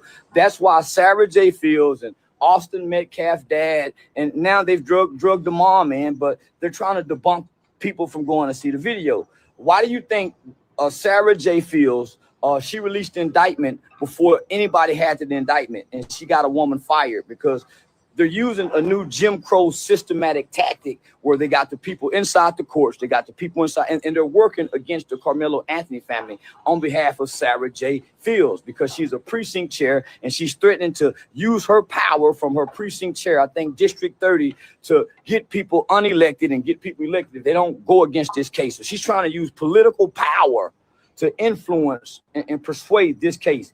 That is what Sarah J. Fields have partnered with Austin's family in trying to do. The mom wasn't too much in it. The mom's really been grieving. Austin, Jeff Metcalf has been playing for the camera because he's been an absent father who's the mom, and he think he can get back in with mom, and mom doesn't want anything to do with Jeff. That's why you don't see them standing in the camera together like you see the Karmelo Anthony's family doing. So let me stick to the case, to the facts, right? So Sarah has a lady who works for the Collin County courts who just lost her job, who released the indictment before anybody had this. So for whatever reason, Sarah is getting all this information and she's coming to misconstrue the information, and she's giving out misinformation and false information. Number one, the family has not touched the GoFundMe money. GoFundMe froze the money because the lawyers are trying to get the money. The lawyers are trying to get the money, not the family. It's the lawyers. The first group of people came through with civil rights lawyers trying to play for a civil rights lawsuit as if this was a police shooting. That's why they went with the race card. Biggest mistake they could have made. First mistake I told them they made, playing a race card. Now the white people was waiting for black people to play the race card. Now they're playing the race card in ways that we can't see. It's called racism. It's hidden in the fabrics. It's embedded in the fabrics of the design of America. So it's not blatant. You can't see it. It's hidden like somebody in Collin County courts. I got all. Then shortly after Karmelo Anthony was found guilty, they had added a manslaughter charge on his case, and Charleston White went off on X. Kid that's been straight A from the time he's ever read a book in school, has no history of violence, has saved children's lives by risking his own life by jumping in to save somebody from drowning. Austin, on the other hand, is a violent brute with some hanging on him. That's why, man, they coerce them kids. But one thing about kids can't lie to professionals under pressure. When you was told, when you gave a statement in the beginning, you can't come back and amend it later and say, well, I meant. No, what you said that night is law. We already got the money set aside for appeals, bro. Okay. Since I said that, I want to take the time to apologize to Karmelo Anthony's family. Man, I was all the way wrong about that kid. I was all the way wrong about that kid, homie. Yeah, he was just indicted. I was all the way wrong about that kid. I met with his father. I've been meeting with his father regularly. I had opportunity to talk, piece him up. He go beat these charges. I was under the impression that he brought a knife to school. So I'm taking a knife to school. Fuck him. He didn't take a knife to school. He didn't even know these two white boys. These two boys just came over there with him because he was with another kid that knew those boys. So he a new black kid who these big old boys, big boys. He a small frame kid. One of the boys was on that side, one of the boys on that side. So either way go, they had him blocked in. And these some big white boys. These are some big, violent, aggressive white boys who got guns. And not only that, the one he whooped their daddy. See, the daddy coming into the picture playing like he been around. The dad ain't been around. We would think the black dad ain't around. The white dad ain't around. The mother don't even identify the daddy as the husband. So he must have been in the father. He ain't even been in their life. So he just come and getting the light. He just come and getting the light. So he a low down dirty. His sons are bullies. They bullied on the kid. They no, because he black. Get from up under the tent. Man, y'all tripping. I ain't going nowhere. And they got a reputation of beating up people. The one he had to stab, he broke his daddy's ligaments. Big old strong. He should have got both of them. If you guys like this video and you want to watch another good video, make sure you click one of these videos that pop up on the screen. Get in the comments and let me know your thoughts and opinions on the Karmelo Anthony case. Do y'all feel like Charleston White was... It's people in the comments on the last video. If you ain't seen the last video, make sure y'all go run that up. Let's get that thing to 200,000 views. But we're going to wrap this thing up, man. We've been here for 3 hours. Well, I think we've been here long enough, man. We done enough work. You know, school was in session. I think we did a good job, man. But yeah, man, the hypocrisy is real. So make sure that you guys hype the video.